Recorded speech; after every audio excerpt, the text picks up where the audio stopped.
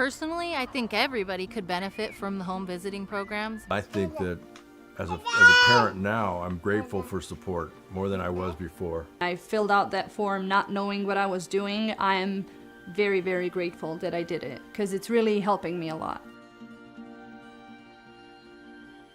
Bueno, creo que por mi parte esperaba algo totalmente diferente, como un programa más frío, por decir algo, no tan cercano a la familia.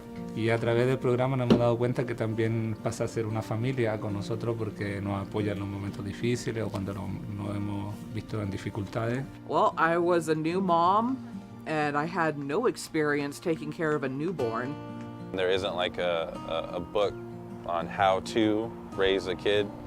We come from like a lot of family history of, drugs, violence, alcoholism, so we didn't want our daughter to experience any of that.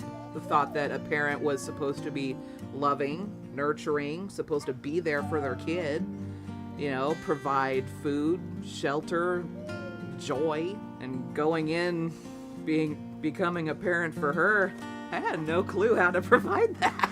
¿Cómo pensar educarla? Ajá. Cómo educar a un hijo porque pues nosotros nunca, es la primera vez que íbamos a ser padres. Supervisors regular meeting to order. We'll begin with roll call. Chairman Gordy? Here. Supervisor Mulhern? Here. Supervisor Hashak? Here. Supervisor Jurdy? Here. And Supervisor Williams? Here. Supervisor Williams, would you like to lead us in the Pledge of Allegiance? Absolutely, I would. I pledge allegiance to the flag of the United States of America and to the republic for which it stands, one nation, under God, indivisible, with liberty and justice for all. Okay, so next item on our agenda is public expression. So we invite members of the public to provide comment on items of interest. Members of the public in the chambers shall line out at the podium and socially distance.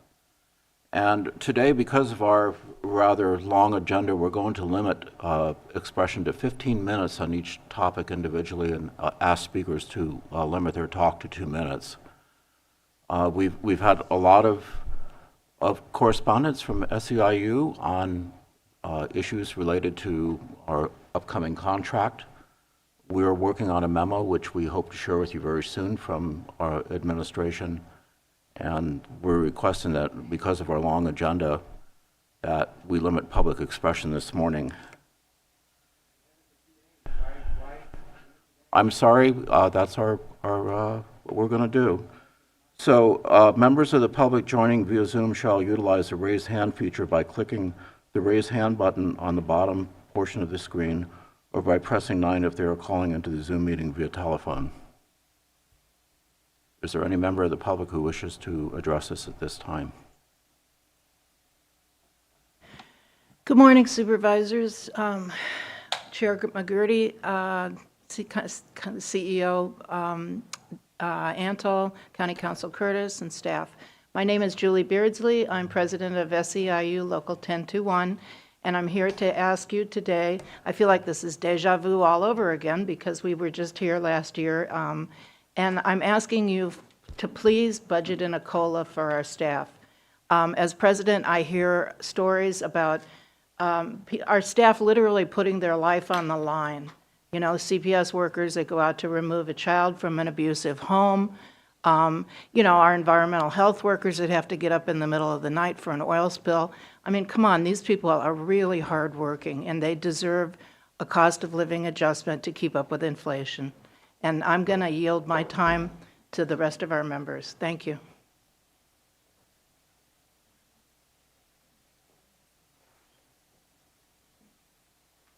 Good morning, Mark Donegan, self-healing practitioner, educator, ordained minister, aka Goldilocks. Gratitude and appreciation.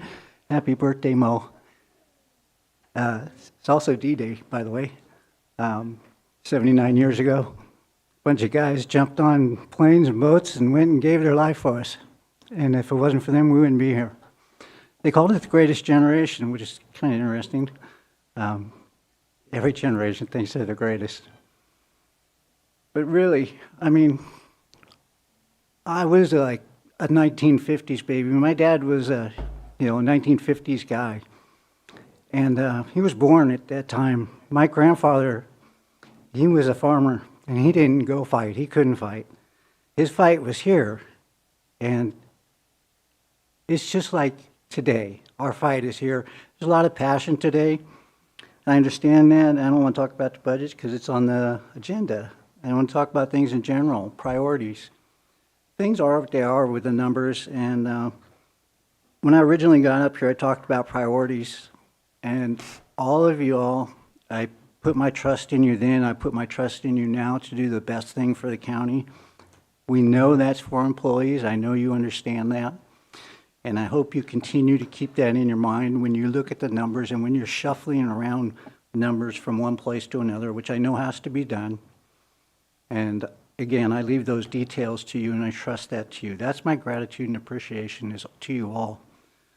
And lastly, to Vet Art. Vet Art did a thing alongside Farmers Market. They didn't even advertise it, and nobody knew about them, or the VA didn't even know about Vet Art, and they had booths next to each other. So continuity and community is everything. And again, I stated that with the board, and it works on the outside with Civilian Life Farmers Market. It affects us all. Thank you for everybody putting into that.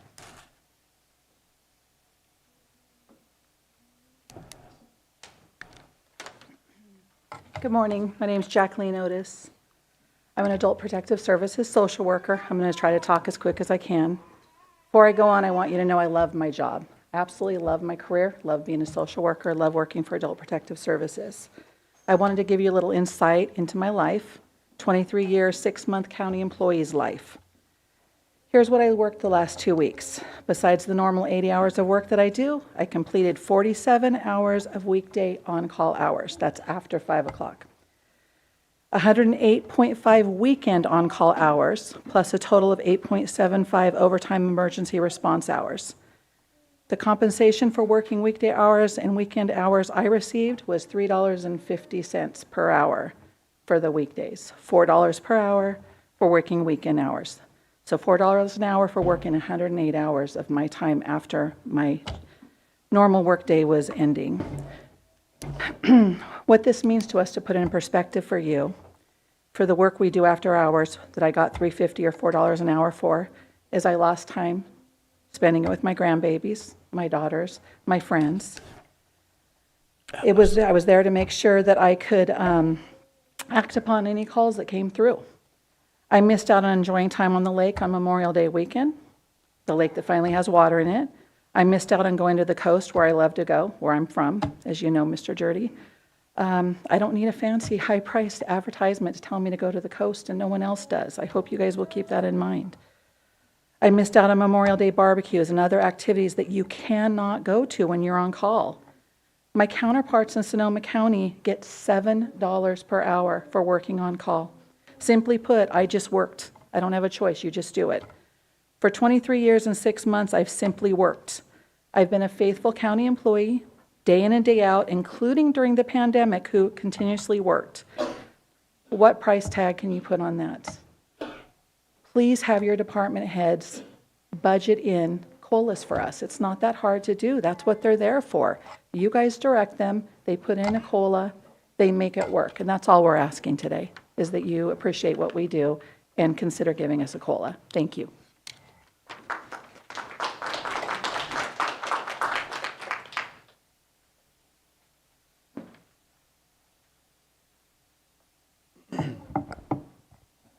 Good morning. My name is Kirk Ford. I'm your Hazardous Materials Program Manager for Environmental Health. I just wanted to give you a quick update on a project that we've been working on. Back in 2021, we converted our database to a cloud-based online database where inspectors could go out in the field and use tablets and do an electronic inspection as opposed to a paper one. That same year, we sought some grant funding to get all of our historic files scanned, excuse me, and uploaded. And I just want to share that last week, we received the last of our electronic documents. And so for the first time in environmental health history, we have one program that's completely digitized and completely paperless. So that's really exciting news. I just wanted to share that, get some good news on a gloomy Tuesday.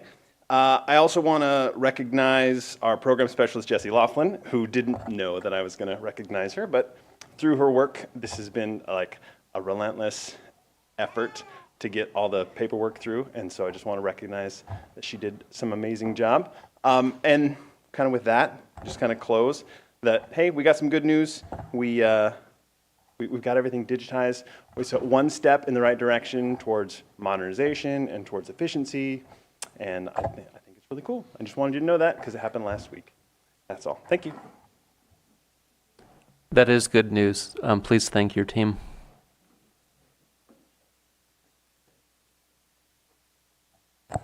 Good morning, members of the board. Swen Malela, Principal Analyst in the Executive Office.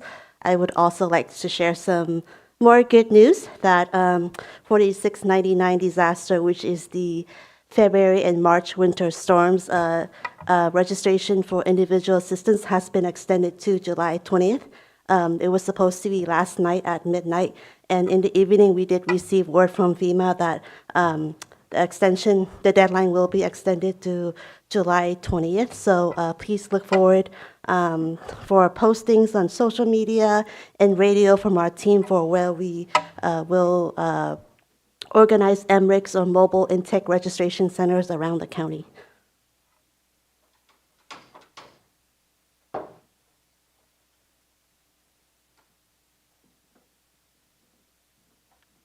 Hi, everyone. My name is Tamara Newell. I'm a social worker with In-Home Support Services. I've been with the agency for 15 years and have been through many ups and downs with the county. I've been a little discouraged about the last round that we had where CPS was given a substantial increase and APS and IHSS were pretty much ignored. We got a 2% increase, which will be pretty much swallowed up if you guys raise up our insurance rates in January. So, you know, that kind of leaves us flat.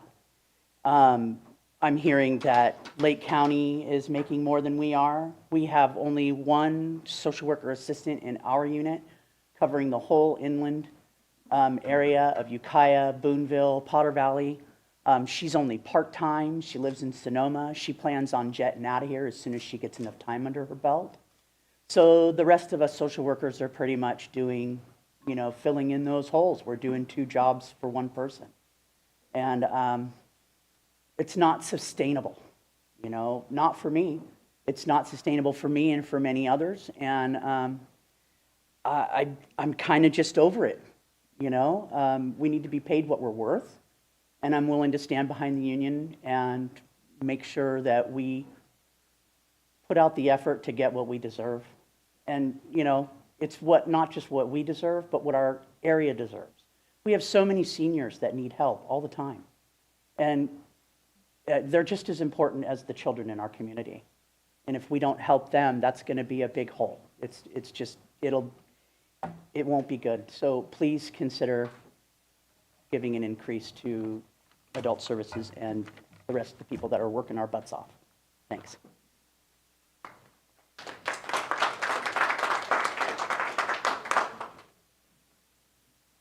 Good morning. My name is Tracy Wright. I work in Special Investigations Unit doing welfare fraud. I've been doing that for 18 years. I'm a 23-year employee with Mendocino County. I've been through slaving. I've been through layoffs. I've been through hour reduction week, and I'm still here. The crew that you have coming in, they're not going to stick with you guys through this. They're going to leave because they can go to Lake County, they go to Sonoma County, and they can get paid what they're worth. It's your guys' job to get us a COLA. It's your guys' job to ask these department heads to make the cuts they need to do so that we can give our employees incentive to stay here. I'm a homeowner. I was born and raised in Mendocino County. Born and raised in Ukiah. Attended Ukiah High School. Graduated from Ukiah High School. I've been here all my life. Bought a house. I just got 2 bills for over $8,000 in property taxes that they want by June 30th. You want me to pay that, yet you guys aren't willing to give us a COLA. I'm willing to say, you know what, I won't pay it for my COLA because it's absolutely ridiculous. that we can't even afford our own property taxes when you guys, the county, sends a late notice out for something that they had no control over, that is from 2019. I'm a county worker. I can't afford that. Why can't I afford that? Because I haven't had a raise. The only raises I get are COLAs. And like I said, I've been here for 23 years. The only raise I get is a COLA. That's it. Because I love my job. I love knowing that Becky Emery, our manager, our head boss at Social Services, she knows everybody. I love my job. I love the people I work with. But it's getting to the point that people aren't going to stay. Once us old folks here, the 23 plus, we start retiring, and these younger ones are coming in and getting trained or leaving, you're going to be left with nothing. And then you really will have trouble. So I hope you guys think about it, and I hope you come back with something that's at least acceptable for us. Thank you.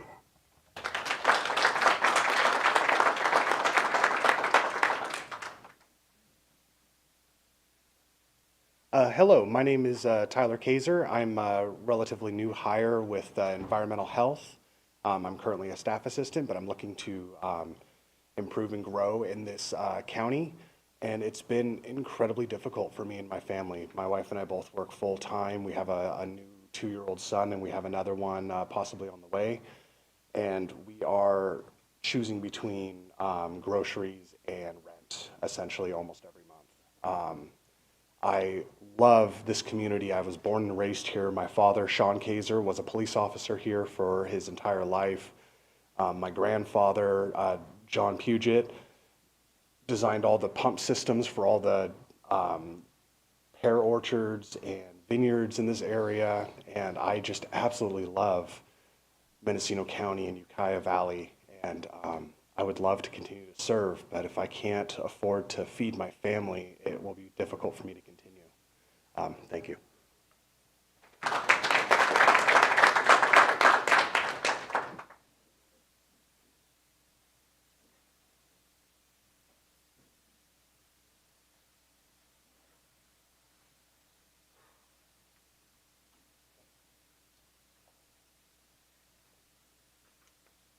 Good morning, Board of Supervisors. My name is Beverly Galton.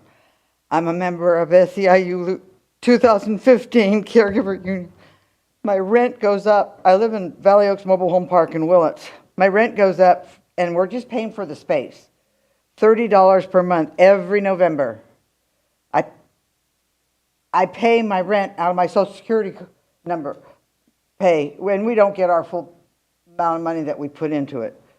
And you can get evicted for non-payment of rent, not keeping your yard clean, etc. Gas prices are the big issue, are going up. The cheapest gas is Redwood Valley. Gas in Willits is at least 50 cents a gallon more than down here. So needless to say, I'm not going to commute to Ukiah anymore. Anywhere than anywhere else. If rent keeps going up, I could be homeless. It will be hard to pay my bills if I have to quit working with SEIU 2015 and IHSS. I don't want to get another job. I'm almost 80 next month. We need a contract now with livable wages.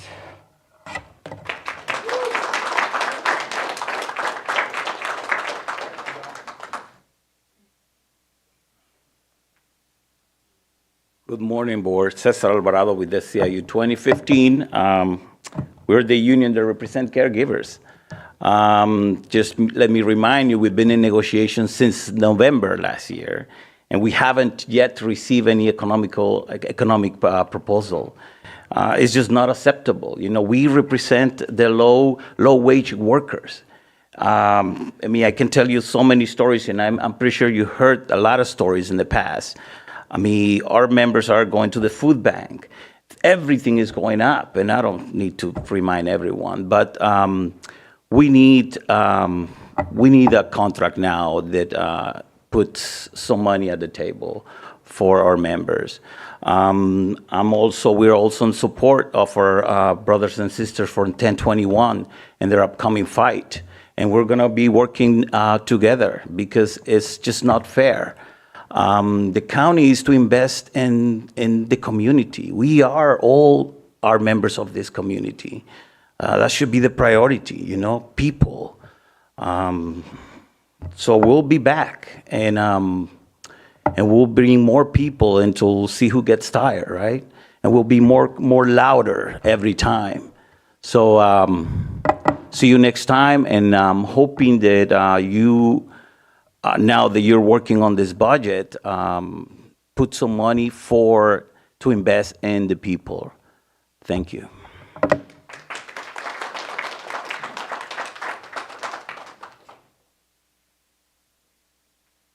We're about ready to close this topic. Patrick, do you want to address us? I'm going to speak after. Okay, thank you. Is there anyone else who'd like to sort of have the final word?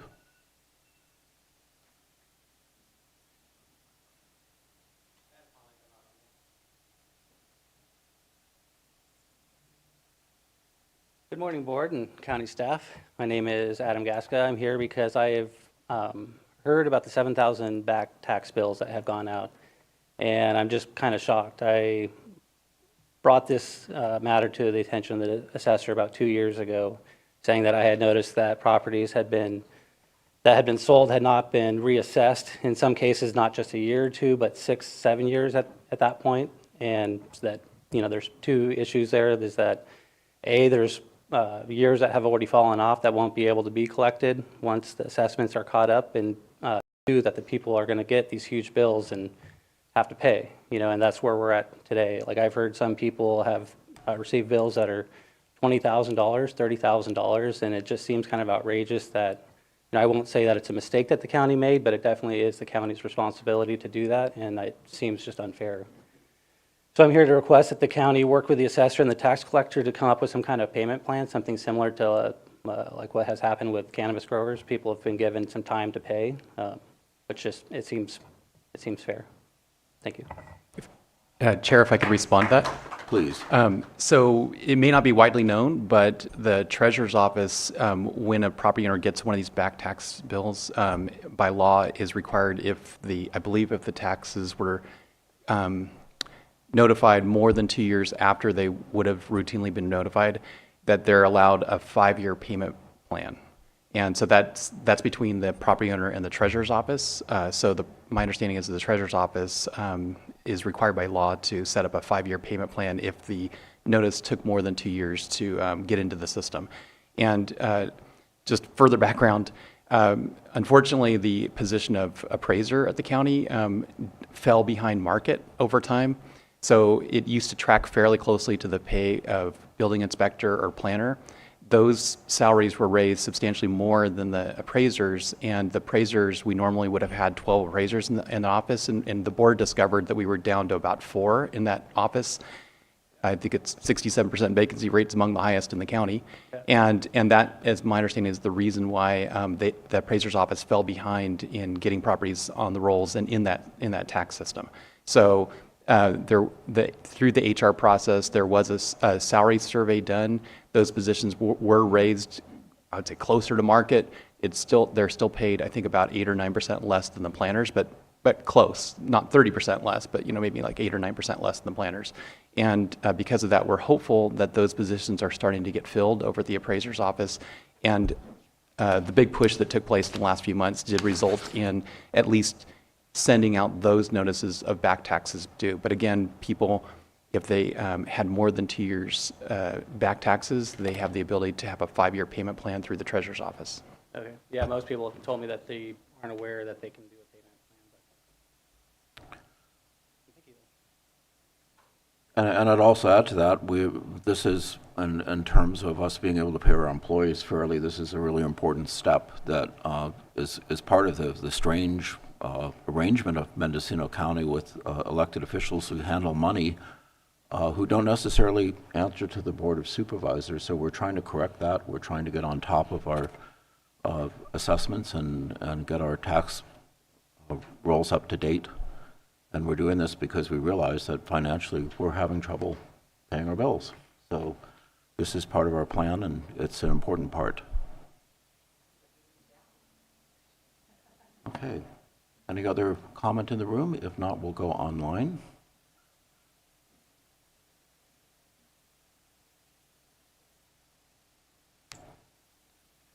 Is there anyone online? There are none. Okay. Well, with that, we'll close public comment. Thank all of you for coming. We'll see you again soon, I'm sure. So please stay if you want to hear more about our budget today, as that's the principal reason, that's the principal topic of the day. If you want to hear what's going on, you'll be able to hear in detail. Additionally, as I said, we're working on a memo to share with you our financial position, which we hope to have out this week, and then it should be really clear. We'll all have the same information to work from. All right, with that, we're going to move on to agenda item number 3, which is the consent calendar. Are there any? Okay, clerk, have you established proper notice? Proper notice has been established. Are there any items that board members would like to pull for separate consideration? Move approval. I'll second, but I have a comment on item 3C. Go ahead. I am grateful to community members,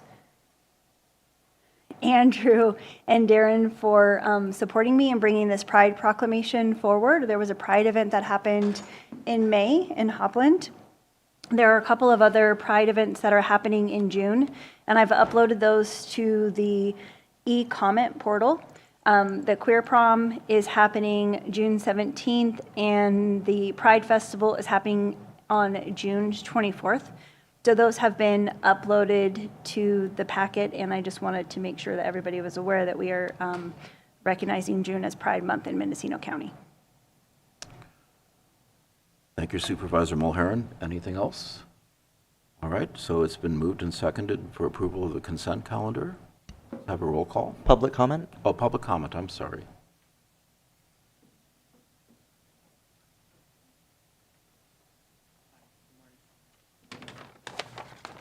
Good morning, members of the board, Chair McGordy, CO Antle. My name is Jesse Van Voris. I'm a Senior Program Manager, Adult and Aging Services.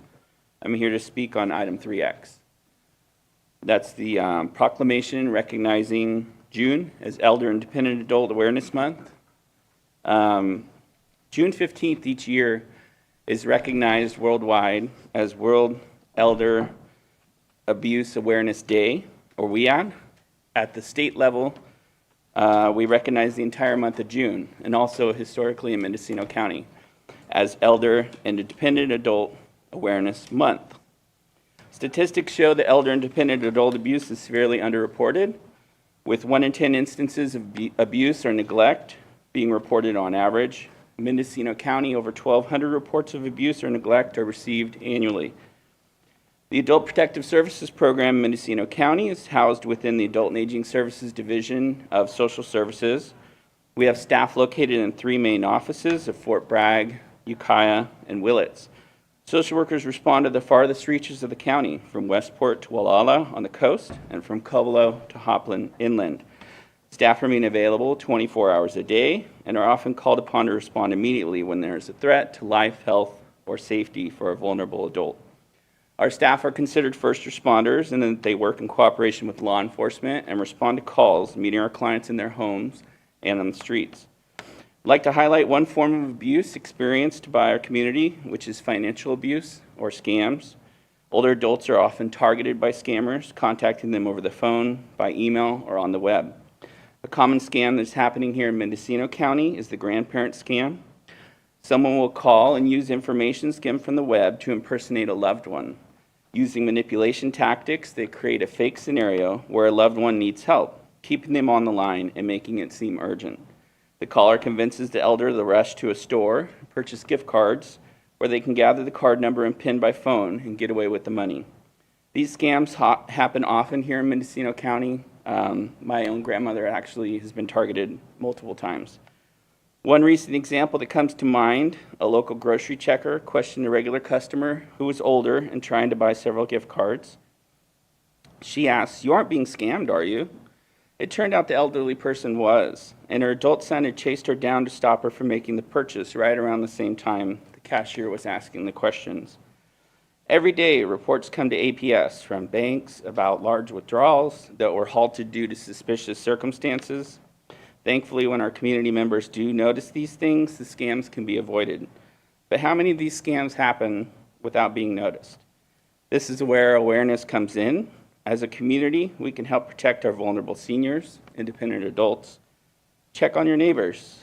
Check on your loved ones. If you see something wrong, ask. If you suspect abuse is happening, report it. This is the theme of our Awareness Month. No abuse, report abuse. So please join me in recognizing June as Elder Independent Adult Abuse Awareness Month. Thank you. Any other public comment from in the room? Is there any public comment online?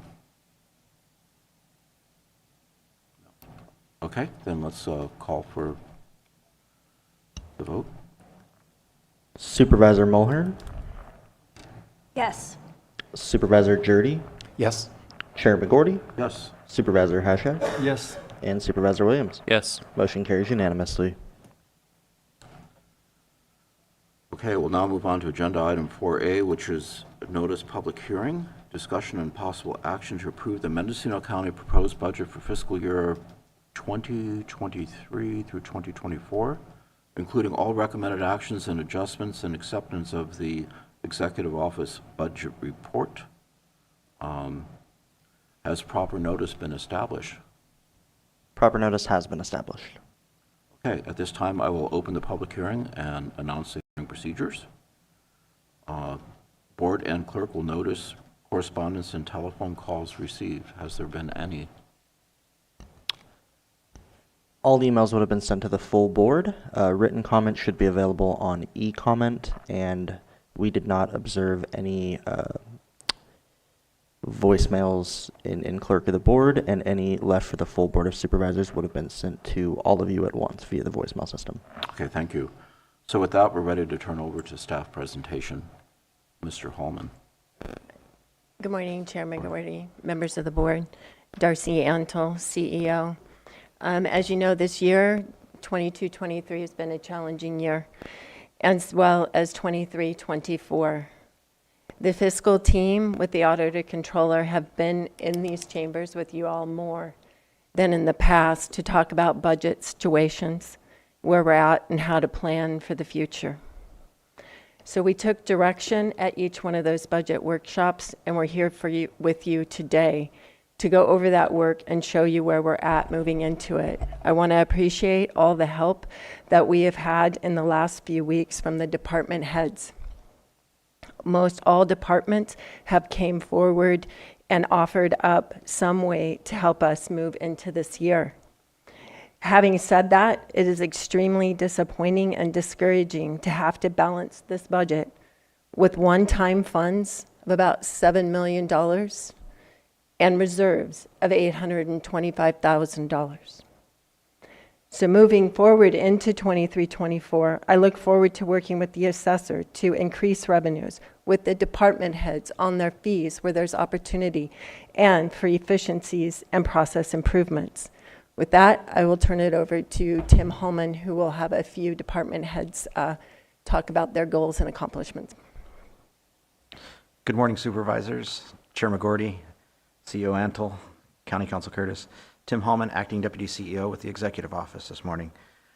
We do have a handful of departments that would like to come forward and speak to some of their accomplishments and their goals coming up into the next year. And we do have them in order, and I was going to go ahead and introduce Tony Rakes, the IT Division Manager, to go ahead and begin with the departments, please. Good morning, Chair McGordy, members of the board, CEO Antle, County Counsel Curtis. Tony Rakes, IT Division Manager. In the interest of time, I won't go through each slide individually, but rather give you an overview of what my presentation is, and then open it up for questions. I'm here today to talk about two board directives, the first one being the microwave cost recovery model and external agency billing for their use of the system, and then second, a brief update on the directive regarding Aumentum and a plan moving forward to have it fully implemented within the next year. So to highlight with the microwave cost recovery model, we have gone back and done a lot of work to reevaluate the cost of the system over 20 years. Now, keep in mind that this evaluation that we've done is specifically with regard to the communication equipment itself. This does not include the facilities portion or utilities. I believe that Director Rao is here today to probably discuss a little bit of that on that side of the aisle. But what we're looking at is about $20 million over 20 years. That does include leases that we pay to other organizations to house our equipment, and that makes up for roughly 1/5 of that cost. So the important bit here is that we've put together a cost model that is competitive. That means that we've based it off of existing models in use today. That's state of California, other counties utilizing the state of California model, et cetera. What we expect out of this billing model is to recover about 23, the overall recovery, the external billing portion accounts for about 23% of that. So if you want to go to the next slide here, we can skip this one on to the next one, please. There we go. We can see that recovery based on the internal allocations that we have and the external billing that we're expected to go out for. We're projecting about $16.8 million over 20 years. We expect with this external billing model to go, once this presentation is over, to begin that outreach immediately to the external agencies. If you can skip to the next slide here. This slide gives you a breakdown of the external agencies that we expect to reach out to and their year one allotment as well as their 20-year projection. There's a 3% year-to-year baked into this, which is fairly standard. It's what we get charged for the equipment that we have in other organization buildings. But you can see the year one revenue potential is about $150,000. And that's expected to grow year to year depending on the costs.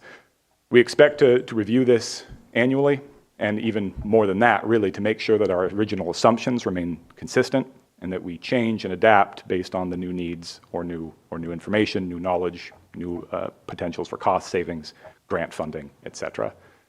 With that, I would like to, I'll close out my comments on the model and open it up for questions from the board. Board member questions? This is exactly what I had hoped to see. I mean, it highlights we've been giving away millions of dollars of the people's money. And, we need probably 10 to 20 more of these types of proposals coming forward from other departments and other projects.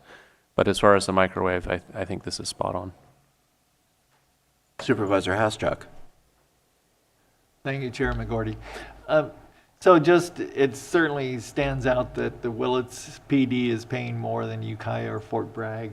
So why is that? And have you reached out to these entities to see if they perceive it the same way you do? If I may, through the chair.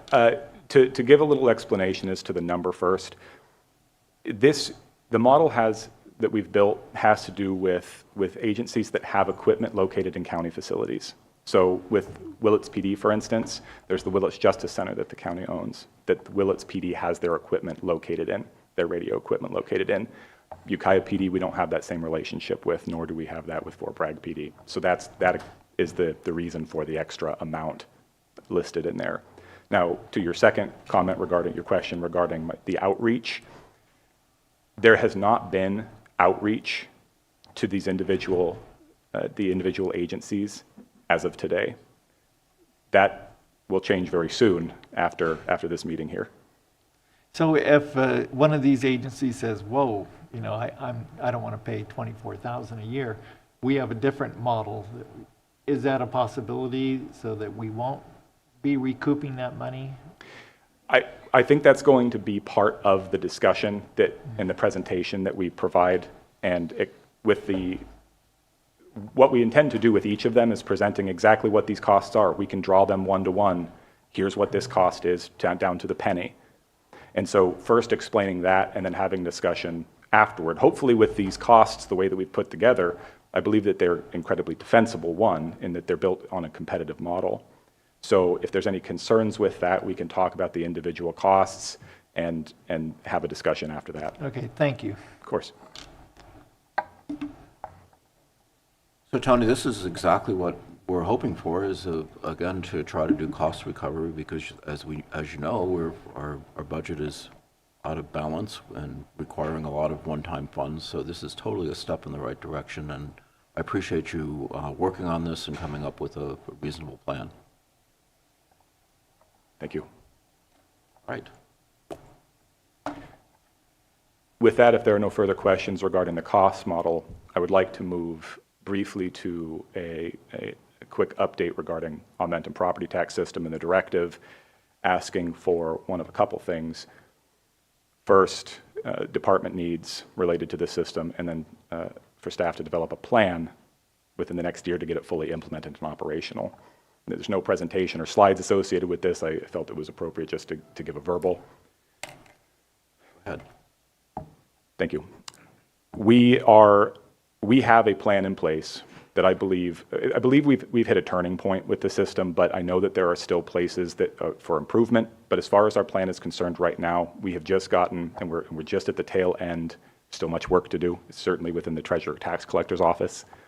But with our supplemental bill project, that we saw a lot of forward momentum with that and a lot of fixes put in place to support that.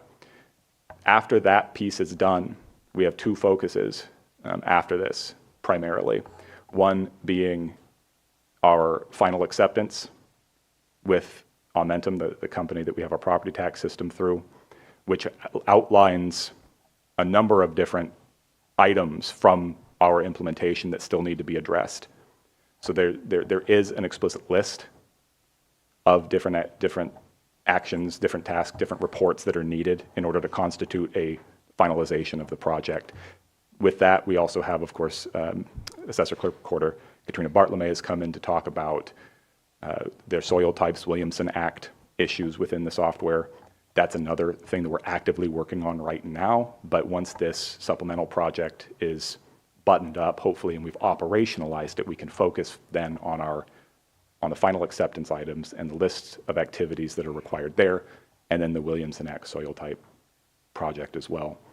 And then from there, we have to then identify, I think at that point, once we have our final acceptance comfortable and the outstanding items are in an acceptable state, I believe that will constitute the full implementation, original implementation of the software, and then we can look at what efficiencies that we need to, what still might not be working the way that we need it to, and then the improvements and fixes that we need. Of course, all of that takes staff, it takes time, it takes effort, and I believe we're at a point now with between the efforts of Assessor, Clerk, Recorder, Treasurer, Tax Collector, Auditor, and IT partnering on this. I think we're in a much better position to be more nimble, more flexible with those needs. And we're making a much greater effort to document exactly what needs to be done and how we strategize around achieving those tasks. So with that, if there are any questions or comments. Supervisor Williams. Well, I think the one-year target was a stretch goal, and you're coming in well in advance. I appreciate it. I would like to make sure that the assessor, auditor, controller, tax collector, and executive office all agree to sign off. Is that the case today, or? Yes. Okay. Yeah, final acceptance of the software will not be done in a vacuum or in a silo. It will be done with an agreement from everyone. Supervisor Hasjack. Yeah, one of the programs that CSAC has is this Easy Smart Pay, where people pay their tax bills once a month, throughout the year. And I know we've talked about it, and I've talked about it with the Treasurer Tax Collector. And would that be in alignment with what you're doing with Aumentum? And is that something that we could work on? Because it seems like, we're hearing these supplementals going out, people getting hit by a big tax bill, and that it would kind of spread the work out throughout the year. And, from what I hear from people is that they would be, they would like to have that happen where they could pay their tax bills throughout the year instead of in two big chunks. So is that something that Aumentum could handle or coordinate with CSAC? Yes, I believe it's something that it could.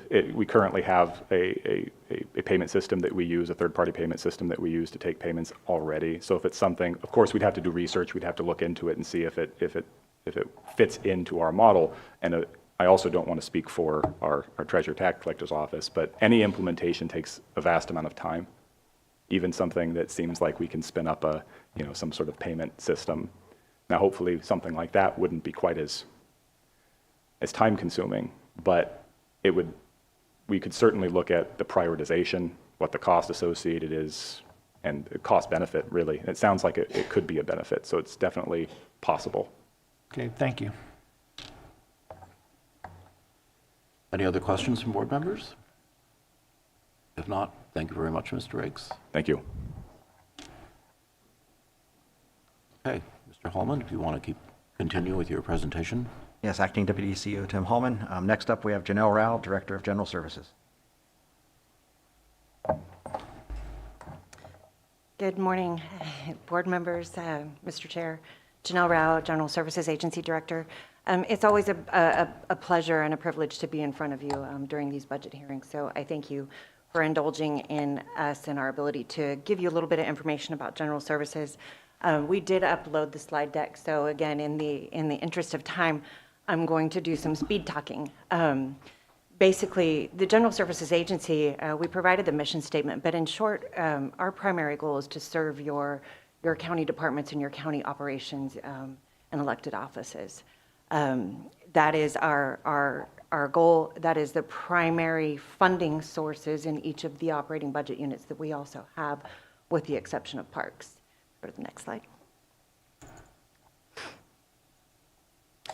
So this slide was intended to give, you go to the next one, sorry.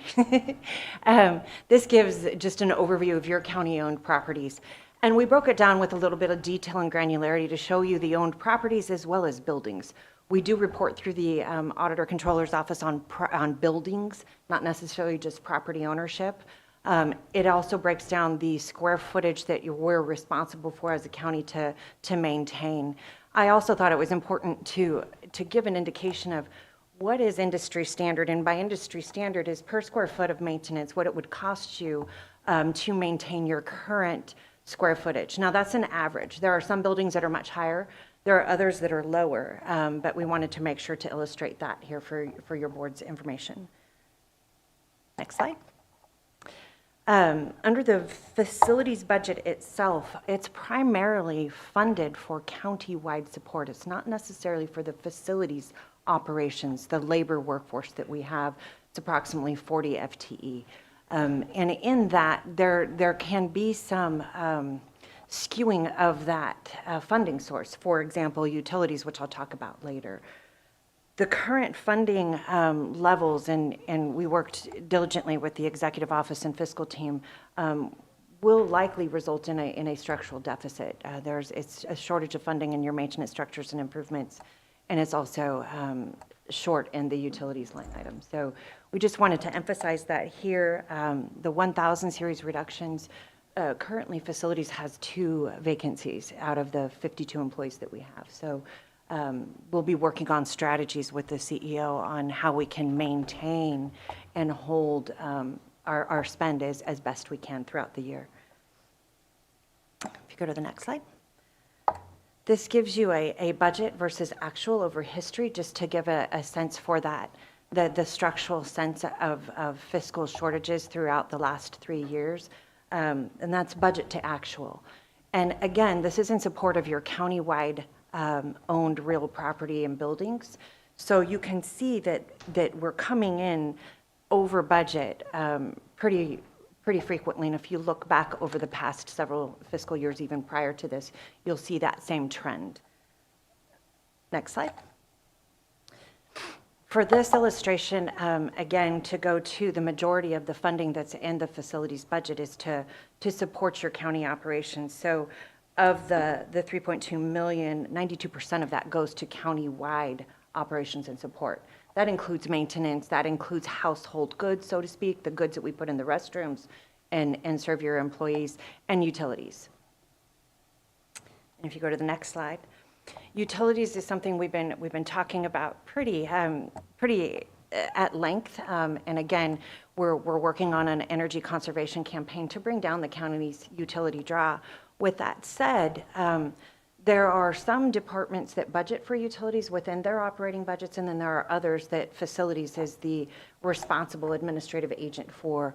We're working with the executive office on a structure and future fiscal cycles that will remove that from the facilities operating budget so that you see a true operational cost for your facilities and operations. Of the total, approximately, I would say about 2.7 million, facilities is responsible for about 75% of that in their operating budget. Go to the next slide. As we've discussed throughout the last budget cycle, is facilities is working on a draft capital improvement plan. There hasn't been an adopted official CIP, a 5-year CIP, since 2012. We're working on the 20-year cost model. We'll be bringing that to the board. Our anticipation is to bring that in Q3 of this next fiscal year. With that, it'll include the findings from our facility condition analysis in the space needs assessment. Currently, we are relying in your CIP over $10 million in grant funds to really support your capital-owned real properties. If you go to the next slide. This goes to speak to what Mr. Rakes was discussing as far as the microwave system. So facilities in partnership with IT is responsible for your 24/7 public communications microwave system. We're responsible for the facility side, which can include, the structure itself, the land use real property, administration of leases and or subleases as the county is a lessee or lessor. It also includes utilities and maintenance. Current fiscal year, this just gives you a sense for the costs. That doesn't include any preventative maintenance. This is just corrective, so to speak. So if you were to apply the industry standard, you should probably triple that amount annually. And we'll be working with IT to bring that model forward as we work on our 20-year cost model that will include an annual operational cost estimate for each of your microwave sites. That'll be included as you roll out the tenant landlord structure with those that are utilizing or our tenants within our owned properties for the microwave system. We go to the next slide. This just speaks again to the microwave system facilities replacement cost model. We're working on the 20-year model as we are with each of your owned real properties. This breaks down, though, and gives you a little bit of the granularity of how we're applying this to the microwave systems. I will say that each one of those microwave sites has its own set of characteristics. We work with them individually. We have tenant landlords, some subtenants, some we maintain roads, others we have vegetation management, we have the generator that supports it, the facility that supports it. So there's a vast difference in some of the sites than some of the others, but we, again, as Mr. Rakes mentioned, we will be working very closely with them on rolling out the cost model. Go to the next slide. This just talks about the county's fleet, 317 vehicles. We are working diligently to downsize your fleet, make it more efficient. This gives you the replacement model. I will note that, there's probably 50% of your current 317 fleet fall into this, the need for replacement. We're working on taking those outdated vehicles, surplusing them, reallocating those that are underutilized to really bring down your fleet. We're also looking again, as discussed at multiple recent meetings, on electrification, the plug-in hybrid models, and anywhere we can make our fleet more efficient. And go to the next slide. Parks Administration has been back and forth between multiple operating departments. In the early 80s, there used to be a Parks and Beaches Department in the Department of Transportation. That responsibility was transferred to then the General Services Department. There has never been a funding stream for parks, and I wanted to make sure that that was made evident. In 2018, the county created a Cultural Services Agency. When creating that Cultural Services Agency, there was some funding set aside for the Parks Administration aspect of that. In 2021, fast forward, Parks Administration was transferred back into the General Services Agency that was then re-centralizing. The facilities budget and the general services budget absorbed the cost for parks administration. So there has not been an increase in the general services agency to take in those parks administrative costs. I do want to say that we are doing everything we possibly can to leverage any grants, state or federal dollars that we can to offset our expenses, not only for parks, but for all of the GSA operations. Go to the next slide. Central services, again, we are here to, their primary role is to support countywide operations. We're responsible for the enforcement of policy number 1, purchasing, leasing, and contracting. We work closely with the executive office and auditor controller on that enforcement. And then if you go to the next slide, I'm happy to answer any questions. Questions for Director Rao? So start with Supervisor Williams. I saw the word sustainable in one of your early slides, but everything beyond that, slide by slide, doesn't look sustainable to me. What's your thought here? I mean, to be frank, I think we've given you an impossible task. We've said, here's what you have to work with, and you're telling us it's not enough. We won't keep up on maintenance. And in fact, for decades, we haven't maintained our structures. So what's the, do you agree that this is not a sustainable plan? Through the chair, Janelle Rao, General Services Agency Director, I do agree. We need to look at, and I've talked about this briefly with CEO Antle, a structural shift in our organization. We have more demand than we have resources, to put it mildly. The demand for your owned real property exceeds your ability to fund the resources to support that. And I would think that that's going into the future. So we need to look at reducing your demand. And I'm happy and willing to be a part of a solution rather than to continue to come with a problem. Yeah, trying to look at it holistically. This county was in empire building mode for a long time and has way too many buildings, too many vehicles, frankly, more people than we can afford to pay living wages. As a model, it sure looks broken to me. I'm kind of zooming out, looking at the big picture here.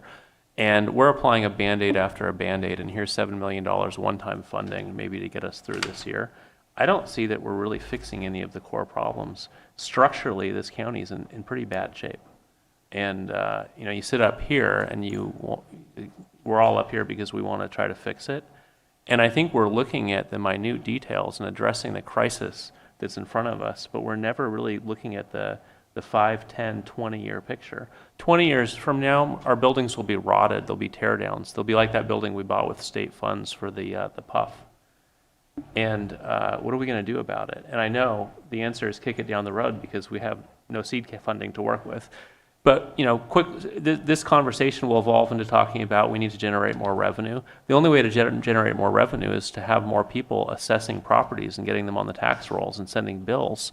But we make choices to do everything but that, because with the limited funds we have, we're not using it for revenue generation. We're saying, well, we have to do a little bit of building maintenance, give a little bit of COLA, hire a few more people. I mean, I get on social media and I see a campaign to hire more people, and I'm thinking, the pie is only so big. You want to slice it more ways? That's the opposite of paying living wages. That won't maintain the buildings. So this is kind of for the board. What's the right venue? I don't think it's our annual budget discussion, but we have some pretty big problems here to work out.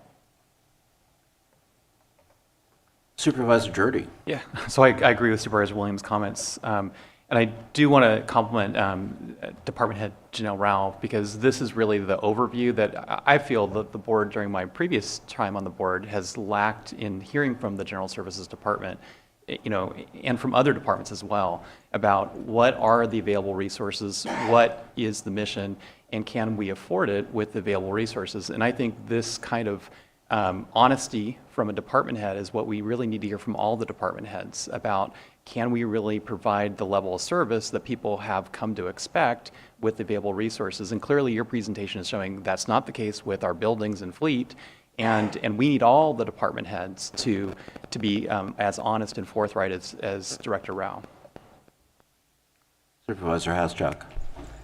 Yeah, so there's a couple things with the fleet and the idea that you know, I've seen where there's about 3 vehicles that we could go to electric plug-in at this point. Do you need direction from the board to use the carbon reduction money for that? Through the chair, I would need direction at this point because that is a set-aside funding that is controlled by the board. So I'm assuming through this process that will be identified. Okay, is that coming up later, or do we need to, it will be coming up later? Okay, and then with the parks, and we've talked about downloading the parks because we're not able to appropriately fund them and maintain them. So can we give direction at this point to sell off Mariposa Park? Through the chair, you've already given that direction. We're working closely with council. There's various code sections that apply to parks that until you're ready to sell one, one may not be actually aware of it. It's called the Parks Abandonment Act. We'll be coming forward in July with a surplus item as well as the process for abandoning it. Even though technically it's an access area, we feel that in order to be as transparent as we can, we will also follow the Parks Abandonment Act. So you'll be seeing an item coming forward. We'd hope to have it before you sooner, but it'll be coming in July. Okay, and lastly, you know, we can increase revenues or we can decrease expenses. And one of the ways of doing that is decreasing some of our utility expenses, like you showed that it was very high. And we have that money in the carbon reduction. Do you know, we have that Wildan report that showed where we could save money. So like on the jail or converting some of these HVAC systems to a system that uses less utilities and is carbon reducing our carbon footprint. So do you have an idea where we go with that? Again, through the chair, there are a few, General Services did provide some what we would recommend as critical projects to consider through this process. A few of those using carbon footprint for consideration would be a lighting retrofit in the administration center that we're standing in. Yokeo is another large building that would be a good qualifier and good return on investment. HVAC system replacement in the ag building as we're replacing the roof makes logical sense, and putting it into a more economical HVAC system. So are we going to give direction on that today? I will defer to the fiscal team, and I believe that that's under the purview of the board. Again, that funding stream is under the control of the board, but those were projects that I did recommend for possible consideration. HVAC systems in general, I mean, probably 75% of your HVAC systems are beyond their life expectancy. So any work you do on your HVAC systems and replacing the system in totality rather than just your functioning unit is also, I think, another area that GSA would strongly encourage. There are several buildings that have been renovated, walls created without the system itself being updated. That creates a utility and heating and cooling nightmare.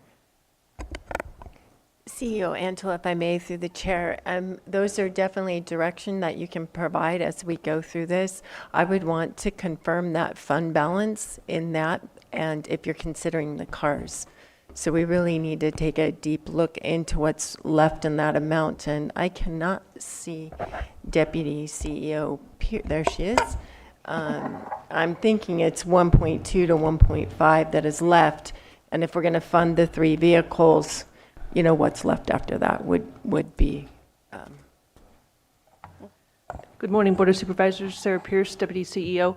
There's $1,580,000 left in the carbon reduction. And the cars will be? Would have to come off of that as well. That would be a couple $100,000, possibly. Tim? That's a question, I believe, for Janelle. I would say at the highest, approximately 200,000, depending on the maker model, and then if you're using them for if they require build out, so I would go at the high end of 200,000. Well, could we give direction at this point to use whatever's left in the carbon reduction money for these projects that would reduce our carbon footprint and save utilities and be better for the environment? So, looks like Supervisor Williams has an opinion. Yeah, I want to second that. John, I wonder, would you consider heat pumps, electric vehicles, and the associated electric vehicle charging at county facilities in whatever arrangement provides the greatest return on investment? I also want to Yeah. I'm sorry. I want to hear from Supervisor Jordy too, because this was one of his original interests. Yeah, as I've discussed this concept with Director Rao, and what I would like to see is a follow-up item come back to the board, if the board agreed, to have a spending plan so that as the savings come in future years, at least, I would suggest at least half of those savings go back into the carbon reduction fund for future projects. Because, for example, over time, we're going to need to install additional electric vehicle chargers, but that's something that's a multi-year process, and some of these projects that Director Al and Supervisor Hashak are talking about are projects that can be done fairly quickly and easily and will have an immediate payback. So I think the strategy I'd like to see is we move ahead with this, but then have a subsequent item for the board to say that some portion of the savings would go back into that fund for future projects like additional EV charging stations, et cetera. So what about kind of low-hanging fruit, like retrofitting with LED lights and things is that on the radar here? Is that something we're discussing? Yes, through the Wildan report, I had met with Supervisors Judy and Hashak and looked at some of the return on investment. What is the quickest ROI? And lighting retrofits are right in there.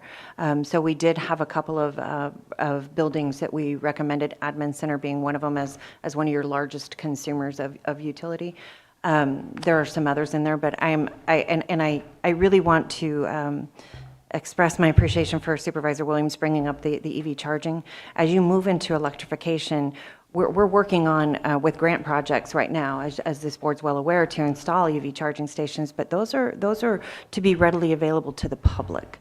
And so this moving towards the infrastructure of getting EV charging for our county-owned fleet is critical as we roll out the purchasing of these EV vehicles. Even the three that we're, the several, I think it's three that we're looking at in talking with the executive office, we at facilities will be looking at the infrastructure that'll be necessary for those folks to charge their vehicles. So I would appreciate that. I can return with the plan as mentioned by Supervisor Girardi that has maybe a blend of those projects and timelines for how we can roll them out. Supervisor Mulhern. Thank you. I agree with the comments on the carbon reduction, but I had comments on something else, so if we're done with that topic. So, Chair, direction given? Yes, has direction been given? Is it clear to staff that we want to come back with a plan on how we expect to spend this?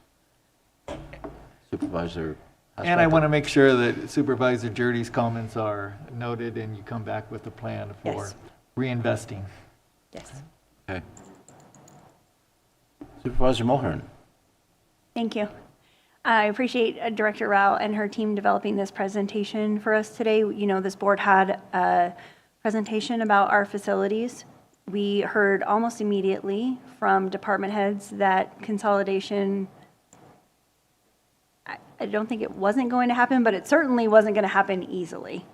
So we also received an update in the last CEO report about, I think, 7 or 8, actually all of the 10 identified properties, but almost immediately the comments from the department were, we're not getting rid of it. So I don't think that this board has a clear path or direction for releasing properties. And each meeting on our consent calendar, we have, you know, 75,000 for this, 15,000 for that, in buildings that we might not want to keep.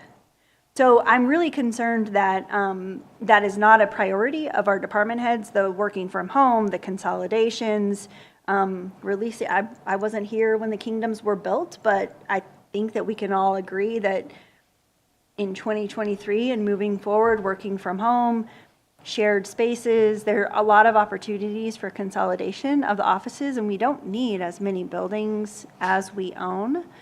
So I'm looking towards you, Director Rao, and the executive office about what is our plan for creating a team of these department heads where the board can receive regular reports about the progress. Because I think without regular reporting to the board, the progress isn't necessarily going to happen. And just one more comment before we move on to the answer.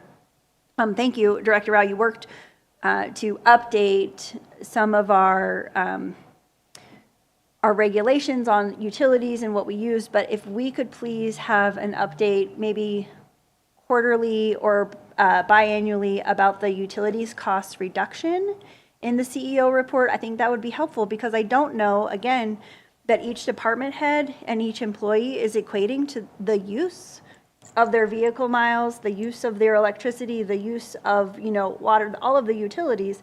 I'm not sure that our employees are equating that to what could mean a COLA and cash in their pocket.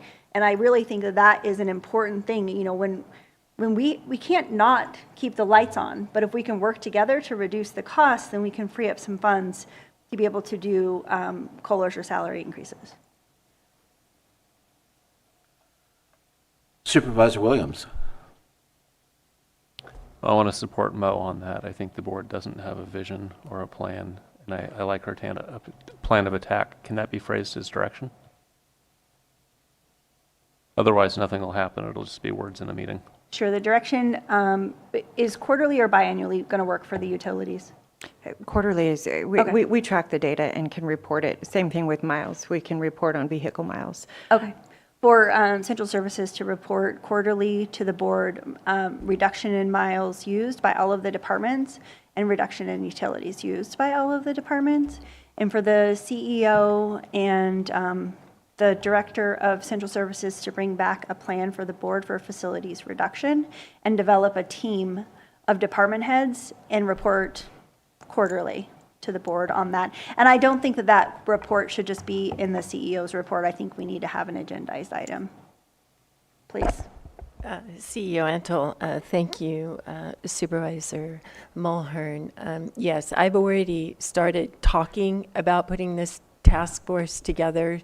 Obviously, Director Rao's on that, as well as Auditor Controller, and other folks that will have input, such as IT. So we were beginning that. We were waiting to get here before you today. There's been a lot of work to get here. So once we approve this and move forward, that's the direction and the work we will be doing, full force. So I had one more on efficiency for GSA for the vehicle fleet. I think we have something like 316 vehicles. So I live on the other side of the county. So whichever way I go, 20 or 128, 253, I see placard after placard going the other way. Usually it'll be an SUV with one person driving. I would like to know what happened with the GPS monitoring. And it's not that I'm concerned employees are out on vacation. I'm concerned we may have employees that are spending half their day just getting to the location. And if that's the case, well, we want to hire somebody that lives in the community where the work needs to be done. And without the tracking, there's no way to have that analysis of how we're making use of vehicles. There's also a large fuel and maintenance component. Through the chair, just a few things there. Supervisor Mulhern hit the point on really utilizing the work from home aspect and how folks are traveling and where they are traveling to. Telematics has been in the works, and I know it's been a delay. We've had contractual issues with it's through a competitive process through Sourcewell, but we are at the finish line and we'll be installing GPS tracking. I've gone through the meet and confer. I have it ready to roll out. I have policies for use and how we'll report on the data. So we're ready to hit the ground running. And with that, and once it is installed and we roll it out, we'll be rolling it out in phases, because as we reduce our fleet, I don't necessarily want to be adding telematics to vehicles that will be surplusing, but we will be reporting on that progress to the board. And then with that, I can also provide trip data. Amazing. A month, 3 months, 6 months? I'm hoping within the next 3 months. Excellent. At the longest. Okay, well, just my comments on this. I think there is a strategy here, even though it doesn't seem like it. There's reoccurring themes that have come up through this budget process, and one of them has been to get revenues up. We seem to be addressing that. There's more work to do. We probably need more assessors. But it's great that the supplemental tax bills go out. From the point of view of supporting the county, it's tough on people who suddenly get hit with a big tax bill. And, Supervisor Jordy did indicate there is a way of addressing that. Reducing our maintenance costs by having fewer facilities makes a lot of sense, because Supervisor Williams is absolutely right. We don't want to own a bunch of ghetto buildings, so it's easier for us to figure out what exactly we absolutely need, and perhaps keep a reserve for a little bit of growth, but not necessarily own buildings that are way underutilized. And it'd be smart for us to surplus them, primarily because the cost of maintenance is so high for us, and we have a hard time doing that. It was interesting. I have one last question for you, Director Rao, and that is on, you were kind of indicating in one of your slides the cost of what we spend versus what is kind of like the standard, the industrial standard, and are we spending less because we're better at using money, or because we just don't do things? If I might, through the chair, we're spending less because that's the funding threshold. This county has been in a fiscal bind or constraint for a number of years, and from what I can see, internal support without having an internal service fund, much like IT, we are competing for your non-discretionary or your discretionary revenues. And in that, it's been a budgetary strategy to constrain that. So right now, you're approximately at 52 cents per square foot. Industry standard is $2.50. And is that on an annual basis, or how is that calculated? That's annual. On an annual basis. It's annualized. So we're doing way less. And it shows in things when our roofs start to leak. Correct. And we can't afford to repair them. I mean, that's the thing, that's the kiss of death for a building, is once your roof starts to leak, you're going to start sustaining major damages. It's, it goes into preventative corrective maintenance. Right now, we're just doing corrective. We are not addressing preventative maintenance, which then leads you to a larger capital improvement plan. Your CIP that's coming with this 20-year cost model is the first model of that nature in this county's history. I think it will give you more information. It will most certainly help us when we're assessing utilization of your owned real property and how you could potentially surplus it. What's your cost of ownership per a building? That can tell you that based on utilities operation and then your future investment that you should be making on an annualized basis. And the last thing I'd like to discuss with you is our fleet. I know that we've talked before about leases, and I also want to bring up what Supervisor Williams has told us through his experience, that the cost of owning electric vehicles is significantly lower from the point of view of oil changes, which you don't need to do, and the operational cost of energy is much less. Where are we with the lease, and what is it going to take for us to start shifting over to more electric vehicles, since that's the direction that the state wants to go? It's a few things. One is you do have a replacement schedule, but the replacement has not had a funding stream to put towards it. For example, if you were to replace your current fleet that were due for replacement, it would be well over $1 million. We know that that's not realistic. We do have a few leases that we had budgeted for that are in the progress. As we downsize the fleet, we are surplusing and putting those funds aside in order to fund new leases for vehicles that can be replaced, that do fall into a category, again, as you're downsizing. Prior boards had given direction that, it was a one-for-one. If you purchased a vehicle, you surplused a vehicle, so we weren't increasing our fleet. At some point, we're going to have realistic discussions about they're going to be surplused and not replaced. Mm-hmm. I think that time is now. That time is now. And we are having those hard discussions. We're working with the CEO's office very closely on that. We're ensuring that any replacement vehicle that's coming before you is due to a mandate, and that there are vehicles being surplused in their place. Another example of that is your county garage has what we call the county pool. And that county pool was upwards of 15 vehicles. To date, we've surplused 5. We intend to bring it down to 3. Those funds from the sale of those will either be used as a trade-in for a replacement vehicle or go into the replacement fund for use for the general fund purchases of vehicles. So do you have a lease agreement in place then? We do. We've ordered. The problem is supply chain also. So we have a few that were budgeted through facilities and put into vehicle replacement. This not this current fiscal year, but the prior fiscal year that we transferred into replacement. So there are 3 that are on order. We ordered those approximately 6 months ago. We have another probably 4 to 6 months to go before we'll actually have something that lands.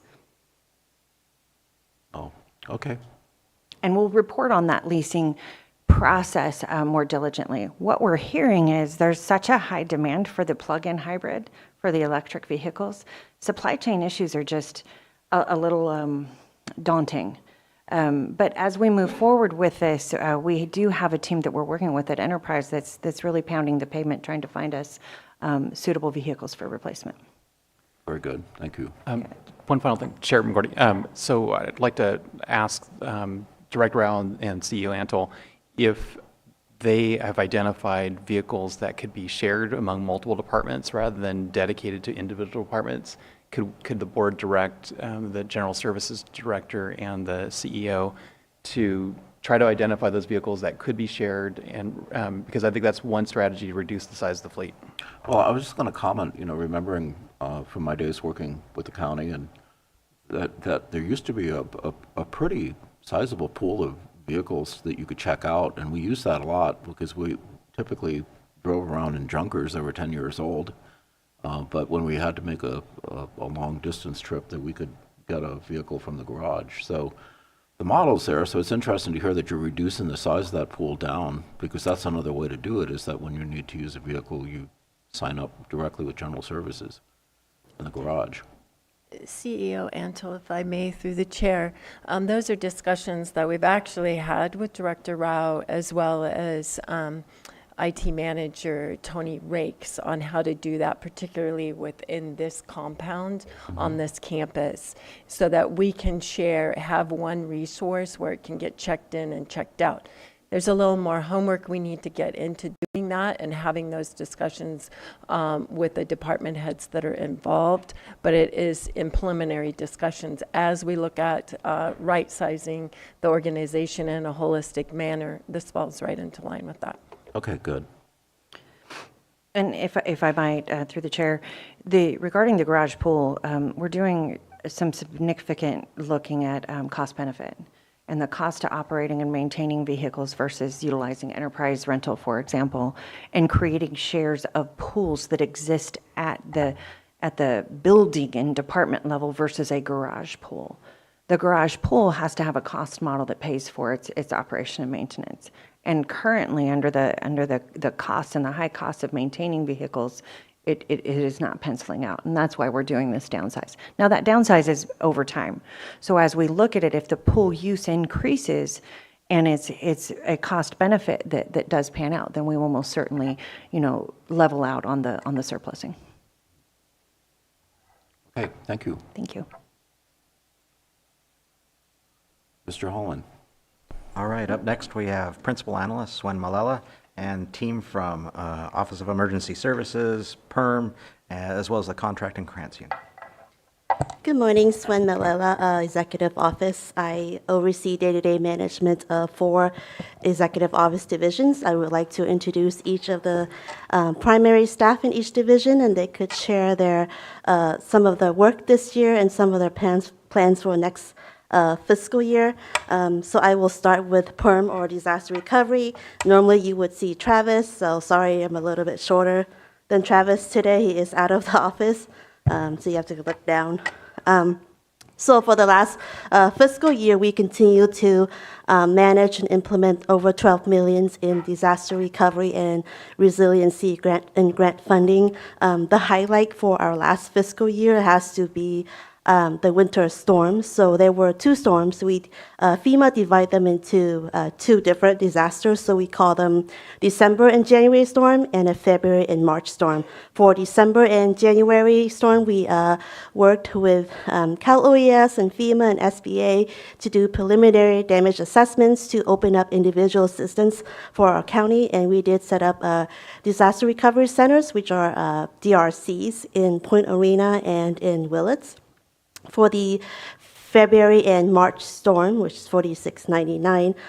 Again, the deadline has just been extended to July 20th. So far, we have set up a DRC in Willits, 9 till 6. And I do want to take this opportunity to thank the Willits City staff for working very. They work great work with us trying to organize the DRC in the community center. I want to give a shout out to Dolores Peterson, who works works with us to organize those DRC. We had also set up some MRICs, which is mobile registration intake centers in Lake Piercy, Whale Gulch, and Laytonville. And again, please look for communications from the county pretty soon for more MRIC locations that we will open up around the county, and now that the deadline has been extended. So that was the highlight of this fiscal year, but next year we will definitely continue to work with our community members to identify unmet needs, organize our listening sessions to apply for more future grant funding. And with that, I will turn over to primary staff for OES, which is Jeff Adair. I also want to note our emergency services specialist, Garrett James, is also on Zoom on standby if you have any questions. I have a question for you before you leave. So typically, what is the cycle with FEMA from the time that we start a disaster until we actually see reimbursement for some of our expenses? Oh, you're talking about public assistance. Yes. For Yes. public agencies. Yes. I would invite Deputy CEO Sarah Pierce to answer. The answer is we don't know. We are still working from 2017 disaster. Yeah, Darcy Antle, CEO, if I may. When COVID began, they were encouraging us to get in line and file our damages early on with estimates. If you recall, we were one of the first counties to get out there. We got stuff filed with FEMA, and then the rules began to change as the event continued on. And so we're still waiting for about 1.6, I believe, from FEMA for the COVID experience. Our 2017, the wildfire at that time, we still have projects. We're in reconciliation with the state right now, or with FEMA right now on that. Hopefully that'll wrap up this next fiscal year. But it's ongoing. I think for individual assistance, it's much quicker. People get their funds if they apply and they meet the requirements under FEMA.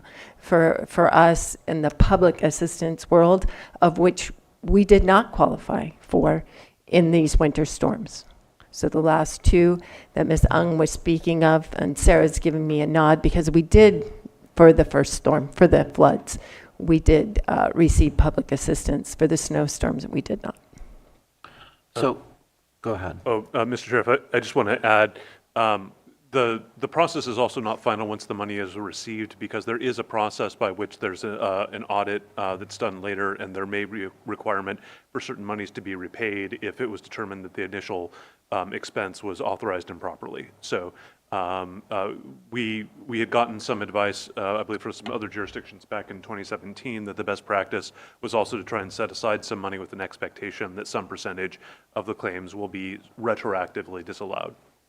And that's upon closeout. So once FEMA closes out with us, I believe it's 3 years where we could have an audit come in. So we retain all those records. So at any given time, and looking at our budget, there's kind of a pool of funds that we've expended that we're hoping to be reimbursed for. What, at the moment, what is that? About how much? I'm going to ask Deputy CEO Pierce to come forward. I do know it's the 1.6. I don't know what is beyond that dollar amount at this point. And I don't know if Howard needs to speak as well. I don't know if we're caught up on the roads from 17. Good morning, Board of Supervisors. Sarah Pierce, Deputy CEO. I can speak on behalf of the disaster recovery, but Howard would have to speak on the roads section. So in the 2021 ACT for the disaster recovery fund balance was a negative 10 million because we had spent out expenses related to COVID that had not yet been reimbursed. During during this fiscal year, 22-23, We did receive a portion of the funds from FEMA, about half of that, but we're still waiting for an additional at least 1.6 million relating to the non-congregate sheltering. I could bring back a recap at a later point showing exactly what's outstanding for COVID. We are in the process of trying to close out some of the expenses for the 2017 fires. We've been working with FEMA along with DOT to get those reconciled. And then as far as the storms from January, we're in the middle of trying to submit expenses currently. So it's substantial, so is what I'm hearing. Thank you.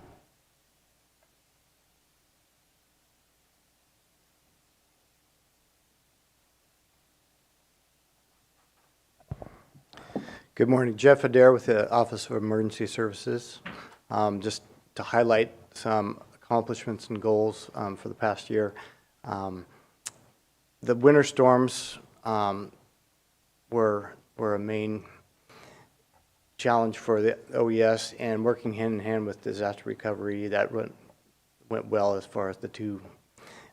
There's very low walls between recovery and OES. We work well together and help each other out a lot. There were trainings highlighted in your board packet, mostly centered around tsunami preparedness, and I would consider that a lesser used skill, low frequency, high impact event, and so it's really good to exercise the warning systems, communication capabilities, and there was a tabletop exercise in there as well. Going forward, we are kind of in the mindset of making hay while the sun shines and getting proactive and as much as we can while there are not emergencies. So we have a satellite phone training scheduled this Friday that Garrett will be hosting, and we've got cooperators from throughout the county that have satellite phones that we're going to knock the rust off and make sure that those systems will work well for all agencies. Additionally, I attended a Emergency Operations Center exercise in Sonoma County, and it was a very large scale, very well run, and gave me a good example to aspire to how they run their EOC and what we want to emulate and take from them. We've also got, as far as goals, our goals are just about to come to fruition as far as our EOC goes. So we are getting wiring done today and have been for the past week. So that's kind of been the holdup on our getting a lot of our grant-funded equipment put into place and our EOC up and running like we want to make it our own and make it really well-oiled machine. So it's exciting to get that wiring done and on board. Going forward, we're going to do some outreach with cooperators and stakeholders throughout the county. We want to get out to the further regions of the county and meet with people and address their concerns and hear them and see what we can do to help them. You know, especially around the winter storms, but of course going forward for other emergencies as well. So we have been and we are going to continue to reach out to stakeholders and cooperators. Yesterday I attended a wildfire preparedness meeting at the city of Ukiah, and I anticipate a very cooperative and close working relationship with them since I used to work there. And so I feel like that's going to be a really good fit, and I'd like to get out to the other cities in the county and meet with their administration and really look forward to the direction our department's going and the team building that we've got going on. Any questions from board members? Supervisor Haschak? Yeah, thank you for that presentation. And after the February, March snowstorms, and have we had a debriefing with the entities out there, about the snow situations and all that? Yes, excellent question. That is kind of the impetus of our outreach that's about to occur in the second half of June. There was a meeting with some folks in Laytonville, and then out of that meeting, we're reaching out to other communities and going to meet with volunteer organizations that have stepped up during emergencies. When communities are cut off from help, such as the grade being closed like it was during the snowstorms, it emphasizes the need for a period of self-sufficiency. And before they can become self-sufficient, they need supplies and the ability to heat a building and stuff like that. So those discussions have started and are scheduled for the rest of this month. Okay, very good. Thank you. Yes. Any other questions? Apologies to the chair. I think last time we met, he said he didn't want to see me anytime soon, but I hope this is okay. This is okay. Yeah, this is okay. All right, thank you very much. Thank you.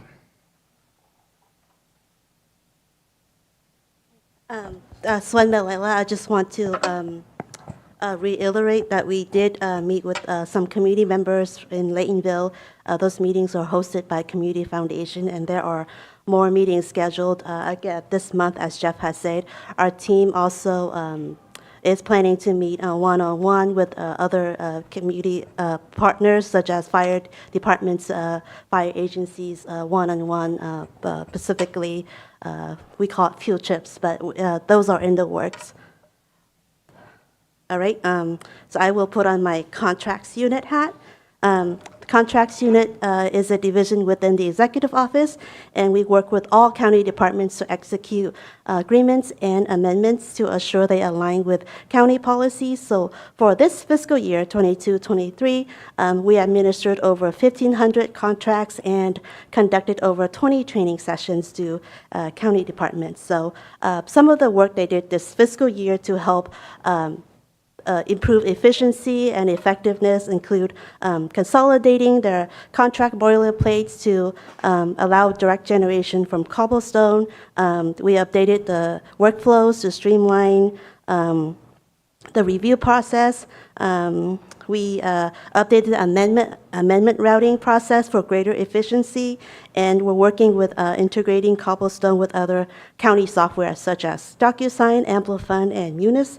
Next fiscal year, of course, we will continue to work with County Council's Office, GSA, and IT to further improve our contract review process and also expand training to county departments to include things such as drafting, effective scope of work, and payment terms.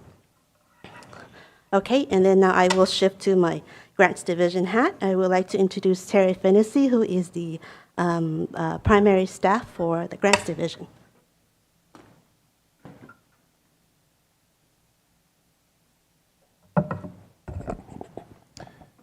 Good morning, Board, Chair, CEO Antle, and County Council Curtis. In March of 2022, you all approved the creation of the Grants Division and also a separate budget unit as well. I was hired in February of this year, 2023. We are working on the Amplifund grants tracking software. We had the kickoff in the beginning of March, and we've been doing weekly meetings with their implementation team and doing discovery. We do have quite a few of the grants from the various 5 departments that have volunteered to be in this pilot program, and we greatly appreciate that because there's a lot to learn through this software. I believe that there's going to be greater efficiencies because all the information, the documents, the communication will be all contained inside one grant, inside a cloud-based software. So there is no limit to the storage that we can have.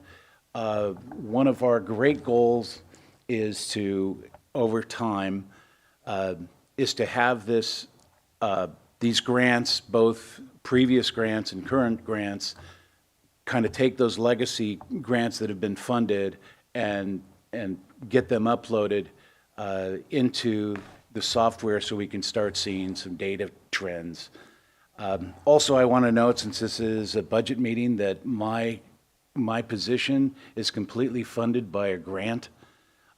So it's not really an outlay as far as I'm concerned. I'm here for 3 years or hopefully more. We're working with the 5 departments, doing additional trainings and support with the software. And just to give you an example of several of the grants that we're working on right now, I've took over a legacy grant that's called the Ignition and Resistance Grant. It is a FEMA roof replacement grant. We're in phase 2 of that particular grant. We're going to be right around funding about $1.5 million through this grant, and of that, the homeowners will be reimbursed for up to 69.9% of their cost in that roof replacement. That total is going to be just over $900,000 that homeowners will be able to have the reimbursement for that particular grant. One of the other grants that we're working on also is the Ore Springs Fuels Reduction Act. Currently, we're looking at requests for proposals and reviewing those with our panelists. The third one that is very imminent is the CFI EV charging station grants. We've been working with facilities very closely on properties that we have control of, and we're also been working very diligently with private property owners, making contact with those private property owners. We do have 4 letters of commitment for a feasibility study on those 4 properties, and our submission date for this grant will be in June 13th next week. Those are some of the items that we're working on currently. Questions or comments from board members? Well, I'll jump in. I just want to congratulate CEO Antle for taking my plea seriously years ago, and I was saying we really need to have a contracts and grant unit because most efficient public agencies do. The University of California has a fabulous one, and it's when you're working with them, it's great because they help you with everything from making sure your grant is complete before it goes in, that your numbers add up, that it's within the scope of what we were able to do. And then they also followed up on reporting. They would always ping us when it was time to report. They'd help us get the budget that's been expended to date. So I'm really happy to see that this come to fruition, and it's just, again, a sign of professionalism for Mendocino County that this unit exists. And it helps with our strategic plan of trying to make a better government. And I'm really pleased to meet you. And I do have a question. Which 5 departments are you working with? Through the chair, currently we have Public Health, Planning and Building Services, PRRM, Office of Emergency Services, and the Sheriff's Department. Oh, that's a pretty big chunk. So. It's a very large chunk. Mm-hmm. But it's worth chewing on, I guess. Yeah, and I'm glad you're going to be with us for at least 3 years and hopefully more. Thank you. The board member questions or comments? All right, thank you. All right, up next, batting cleanup, we have Julia Krog, Director of Planning and Building Services. Before we do that, do we want to take a break? Or shall we proceed? I was hoping we could, this is the last departmental update, so I was hoping we could complete with PBS and then take a break. Okay. Thank you. If we can pull up my slides real quick. Awesome.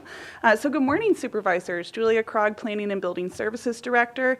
I have a few folks from our office here with me today too, Adrian Thompson, Jessica Byers, and Nash Gonzalez. So we're available to answer any questions you may have. But my presentation today is really going to focus on the accomplishments from this last fiscal year and then looking forward to the goals for this coming fiscal year. So perfect, you're on the right slide there. So for accomplishments, we had a really busy and productive year this last year. We are currently projecting that we're going to have an 8.1% increase in planning projects over what we experienced last fiscal year. Building permit activity has really remained the same, but we are pleased to report that we have reduced our processing time from 6 to 8 weeks to 4 to 6 weeks. In December, the board adopted the 2022 California Building Code. Also included with that were several appendices, including relaxed standards for tiny homes and other relaxed standards that help to provide just more options for developers within the county and homeowners. The updated code became effective in January of this year, and we've been seeing folks coming in and complying with the new standards. The building division has also implemented the use of Bluebeam software, which is an electronic plan check system. We are still in the early rollout of this, as we still get a lot of paper plans submitted to our office, but we really hope to make better use of this software. It's a great program, and we're receiving a lot of positive feedback from both contractors and from our building inspectors. The Planning Division continues to work with Interwest Consulting Group on the update of the Inland Zoning Code, which we project to adopt later this calendar year. We're excited about that. The Planning Division, also with the assistance of the Executive Office, obtained a nearly $2.2 million grant for the comprehensive update of our local coastal program, and we're in the initial stages of that grant. We also obtained a $60,000 CalApp Solar App Plus grant to implement software to allow for automated plan check of eligible rooftop solar systems. So we are still working on the implementation of that, and you'll see that carried over into our goals for this next fiscal year. The department also established online application submittal for all types of building permits within the county, and we are seeing that folks are making use of this, and we hope to someday in the future expand that to planning applications as well. The department has also embarked on a scanning project, and we are the Goliath of scanning projects. We have unbelievable amounts of records and papers, so we are working on this, but it is going to take us quite a bit of time to get through our scanning. But I really see this as something that will be carried forward for several years, and will really benefit both the department and the constituents as well. In terms of our community development block grants, you can see on this slide we have listed our current awards, and you can see on this slide is a picture of county staff where we attended the groundbreaking ceremony for the Acorn Valley Plaza project just in May of this year. Next slide please. We also have the revolving loan fund, and you can see on this slide the 3 economic development business loans that were awarded during this last fiscal year. Next slide, thank you. We also closed out 2 grants this year, the Micro Enterprise Grant and then also the COVID Recovery CV1 Micro Business Assistance Small Grant. And you can see there are 9 businesses listed on this slide that received those grant awards. Next slide, please. Now we're going to talk about goals for this next fiscal year. So we expect this next fiscal year to also be a very busy year for us. These goals are, of course, in addition to handling our core services, our building permits, planning projects, etc. During this fiscal year, we really plan to continue to focus on enhancement and improvement of our services, from customer service as well as making departmental information more readily accessible to the public. We will also be bringing forward an amendment to the Class K regulations, which was previously directed by the board to address structures greater than 2,000 square feet in size. So we expect that to come forward in the very near future. We are continuing work on our Inland Zoning Code update, and as I mentioned earlier in this presentation, we plan for this to be adopted later this calendar year. I do want to note that this is funded through LEAP grant funding and has a really strong housing focus. So as part of this, we're also updating our Division of Land Regulations and Inclusionary Housing Ordinance. We will also be continuing work on our local coastal program update. This is that $2.2 million grant that I mentioned, which does also have a local match of $200,000 that is coming out of our general plan maintenance designated reserve for the department. We are in the early stages of this. We are currently working on our scopes of work, and once we really get rolling, we're then going to start providing regular updates to the board so you can track the progress. This coming year, we will also be updating our surface mining and reclamation ordinance for consistency with state law. We also plan to reach full implementation of this Cal App Solar App Plus program that I mentioned earlier for the automated plan check services. We also plan to continue working on our scanning project. And like I said, this is really going to be beneficial for the county and the department in numerous ways. It will help to reduce our storage needs and will improve availability of the records for the general public and staff. I see responding to Public Records Act requests becoming much easier in the future once we have our records already scanned. Next slide, please. For community development block grants, there is a forthcoming NOFA, Notice of Funding Availability. It's going to be coming out either later this month or next month, and we do intend to apply for $3.25 million for 2 applications, the Housing Rehabilitation and Emergency Grants and the Economic Development Business Assistance. And then finally, we will be bringing forward a discussion to the board on the use of program income funds that are from our loan funds that we have for the department. So that will be coming forward in the coming months.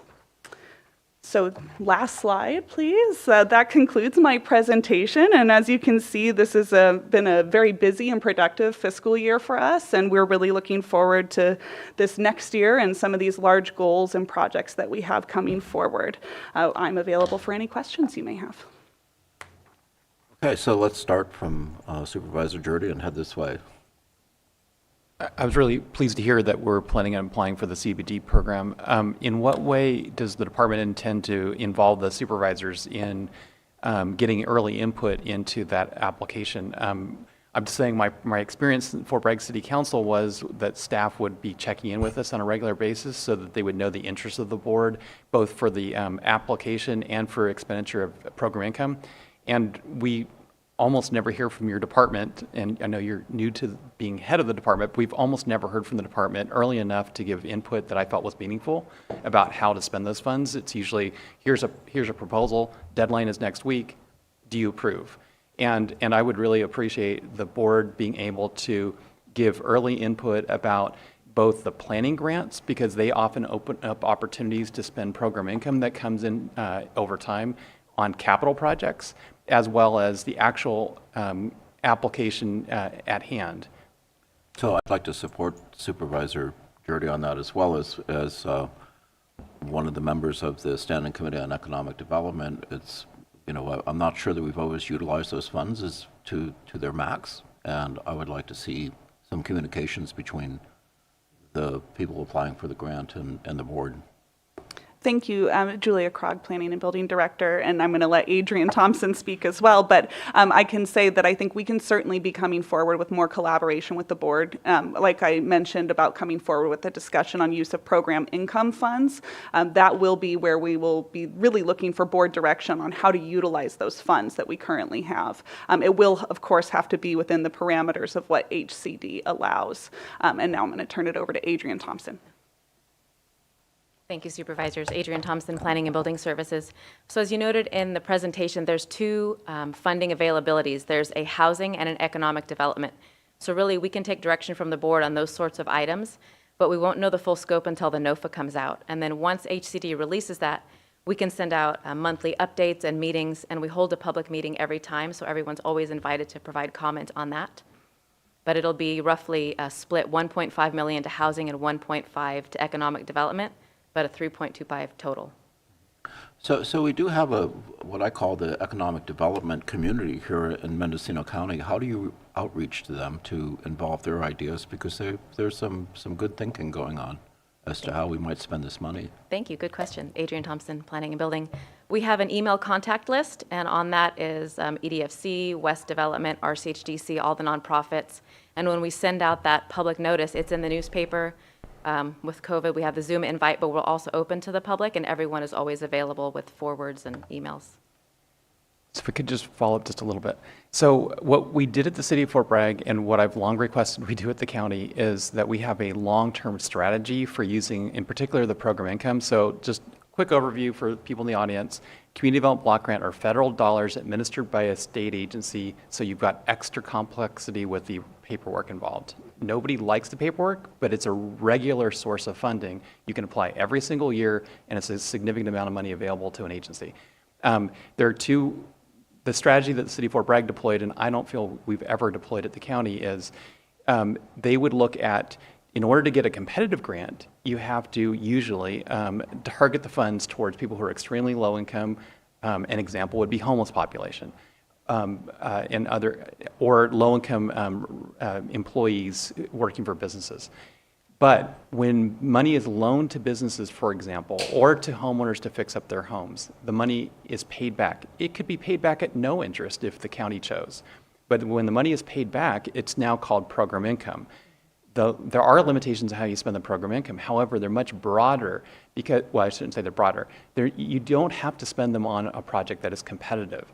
So, for example, we live in a county where virtually every census block, or a good number of them, are low income. So we have county roads all over this county. They're in census blocks that are, could be eligible, not competitive, but eligible to receive those program income dollars for public works projects, just citing one example. So my point is, but in order to spend the money on the program income, and Ms. Thompson could elaborate, but sometimes you have to have an open project. So often, at least in the past, you could apply for a competitive project, but you could have maybe a 10% set aside allowed for a non-competitive but eligible project. Once you've established that project through the non-competitive but eligible process, you now have an open door to start funneling the program income into, let's say, a public works project. So we've never had the strategy that the city of Fort Bragg had, which was, let's get some amount of money, could be the 10% set aside for a public works project that the county has identified. Maybe it's 2 or 3 or 4 over several years. And let's start funneling these program income dollars. Let's maximize the program income dollars. I would argue that we might be better off economically as a community and generate more money in loans if we, in some cases, eliminated the interest. The main goal, I mean, we've had times, I know, in the past where we gave the money back to the state because we couldn't loan out enough of the money. I'd rather loan out all of it, even if it's at zero interest, because once it gets paid back, it's program income, and we can start spending it on those public works projects and erasing some of this deferred maintenance, whether it's our county roads, potentially even some county buildings. That sounds very interesting, and I just wonder if you would have an interest of working on this concept with Planning Building Services to develop a strategy that maybe they could bring back to the board. I've said this several times. I think it's up for the departments that are involved in the Community Development Block Grant, and that's actually one of the reasons why I've advocated that we move the Community Development Block Grant program out of planning and building and move it into a grants division within the executive office, because I think they're the board. You know, I won't be here in 18 months, but I think that looking at supervisors going forward, they'll have more direct contact with this important program if this program is administered by the executive office. I tend to agree with you, and maybe this is something we need to bring back as an agenda item in the future to discuss about how we can better utilize these funds and what's the logical configuration for where they should be. And if I may, through the chair, Julia Krog, Planning and Building Services Director, with the discussion on program income, that will be a great opportunity to receive some direction from the board as well on how you would like to see those funds utilized going forward, and may help to inform development of a strategy on how to utilize those funds for the county. So I would expect that to be coming forward in the very near future during this upcoming fiscal year. Okay. Thank you. Let's see, more questions. Supervisor Williams. I was just going to support Jurdy, but it sounds like it's a done deal. When is it coming back? Like within we 60 have days? not yet identified a date to come forward, but we can work with the clerk of the board to identify a date. And can you work with Supervisor Jurdy? I'm volunteering him. Yeah, I second to make that. sure that all of his ideas get incorporated. I'm good for moving the recommended action, but I need him to put the specific action into the proposal. Absolutely, yes. Okay. Thank you. Supervisor Mulhern. Thank you, through the chair. I have included in our agenda item today a specific proposal for an employee that would be in the executive office working directly with the grants division on internal economic development. I'm sorry that it was late to publishing, but it has been uploaded to e-comment. It doesn't include a salary, but it does include a job description. Obviously, nobody in the executive office has vetted it, neither has P&B, but I think it's a good start for bringing economic development internal to manage the economic development ad hoc, to manage grants programs specifically related to economic development and specifically related to housing. We know the Acorn Village grant, that was a bit of a challenge as to what type of housing this board really wanted to see that funding go to. And I think I very much agree with Supervisor Jurdy that without somebody internal in the executive office, these pieces get missed. So I would like to see that come back to the board sooner rather than later to transition the grant funds. And I think that would actually free up the P&B team to work on other items that are really important, like website development, map development. I mean, you guys have so much to do that I think pulling that sort of work out and putting it in the executive office, working closely with the grants division would streamline processes in your department as well. And then we may hear less about the challenges that people have going through planning and building. Also, I would want to highlight for the board, part of the discussion around having an internal economic development person outside of planning and building services also relates to the conceived challenges of, planning and building is giving out the grants and they're also approving the permits. So just separating that out and getting the economic development and the grants running through an entirely different department, I think that would also increase transparency for the public. So historically, we did have at least an analyst position. I'm not sure exactly what their level was, but certainly I can remember Pamela Swan and Tony Shaw, who were pretty effective in returning to that model. Makes sense to me. I think it was a victim of some budget cutting and the Great Recession, so that we can hopefully revisit that. Supervisor Williams. What's the most action we could take today as we've agendized? Can we act on Supervisor Mulhern's idea? If I may, through the chair, I can take that direction. It is something we've discussed and considered doing, so we'll just move forward and bring it back. About how soon? 60 days? Oh, probably less than that. I think we have a conceptual idea. It's just implementing it. And I think you see there's majority, maybe unanimous support. Yep. Yeah. Okay. Supervisor Haschak. Yeah, just in light of this economic development component, we certainly need it, and I attached a memo to this item that, we'll be looking at it later on today, I think, but it's how to fund it and how to keep that transition going too from what we've been doing as far as Supervisor McGordy and I and the West contract, and how to keep continuity as we transition into an in-house staff person. So I think that's a key component too. I agree with you on that. Any further questions for our PBS staff? If not, thank you very much, both of you, for being here. Okay, break time? Okay, let's take a 10-minute break. We'll see you back here at 11:10 or so. 11:11.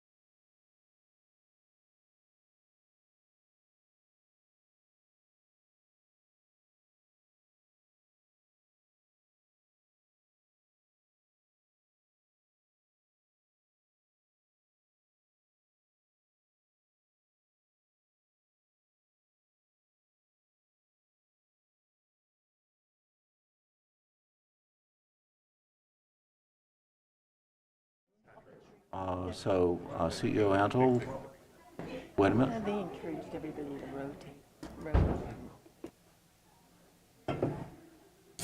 Okay, so we're back in session. CEO Antle?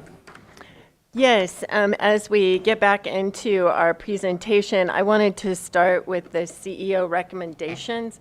The full, this is a summary slide, but I will go through them all. They will be found in the report that's attached to the item on page 41.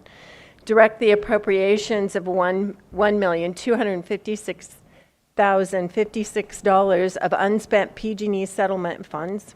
Direct the appropriation of $3,218,277 of the American Rescue Plan Act set aside. Direct Auditor Controller to appropriate up to $325,844,000 from the Fund Balance Reserve, additional teeter reserve, to offset what we believe will be the teeter expense this year.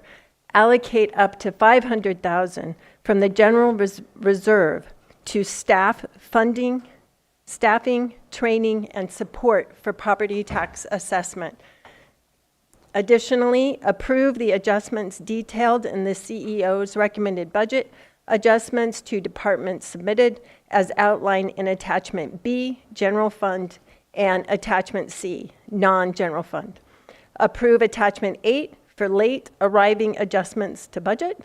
Approve the 23-24 department funding requests, Attachment A, directing the A through H, directing the Auditor Controller to return to the Board of Supervisors on June 20th of 2023 with a formal resolution adopting fiscal year 23-24 Mendocino County budget based on the above directives. Approve amendments to the position allocation table as listed in Attachment D, directing Human Resources to return to the Board of Supervisors on June 20th, 2023 with an updated position allocation table. Approve the funded fixed assets, vehicles, and structural improvements and projection projects as listed on Attachment F. Fiscal year 21-22 carry forward, funding to be prioritized to pay the 2020-21 health plan deficit. That carry forward has been identified at $2.8 million. The balance for the health plan deficit has been confirmed this week with Auditor Controller of $3.6 million. Fiscal year 22-23 carry forward, funding to be prioritized to replenish the General Reserve, the teeter reserve, the health plan deficit, the remaining health plan deficit of $800,000, and public safety vehicles. And then accept the fiscal year 23-24 proposed budget report. There's a lot of 20s in there. Sorry about that. I would just like to add, there was some discussion a little bit earlier about vehicles. The sheriff census report, I met with him. He is drawing back 2 of his vehicles. And that's about a savings of $210,000. So we will address that when we get to that slide as well. But again, we really appreciate all the departments coming forward this year to find what they could reduce on, where they could spare, if there was additional funding that they could pull forward. At this time, we'll move forward with Acting Deputy CEO Tim Holman.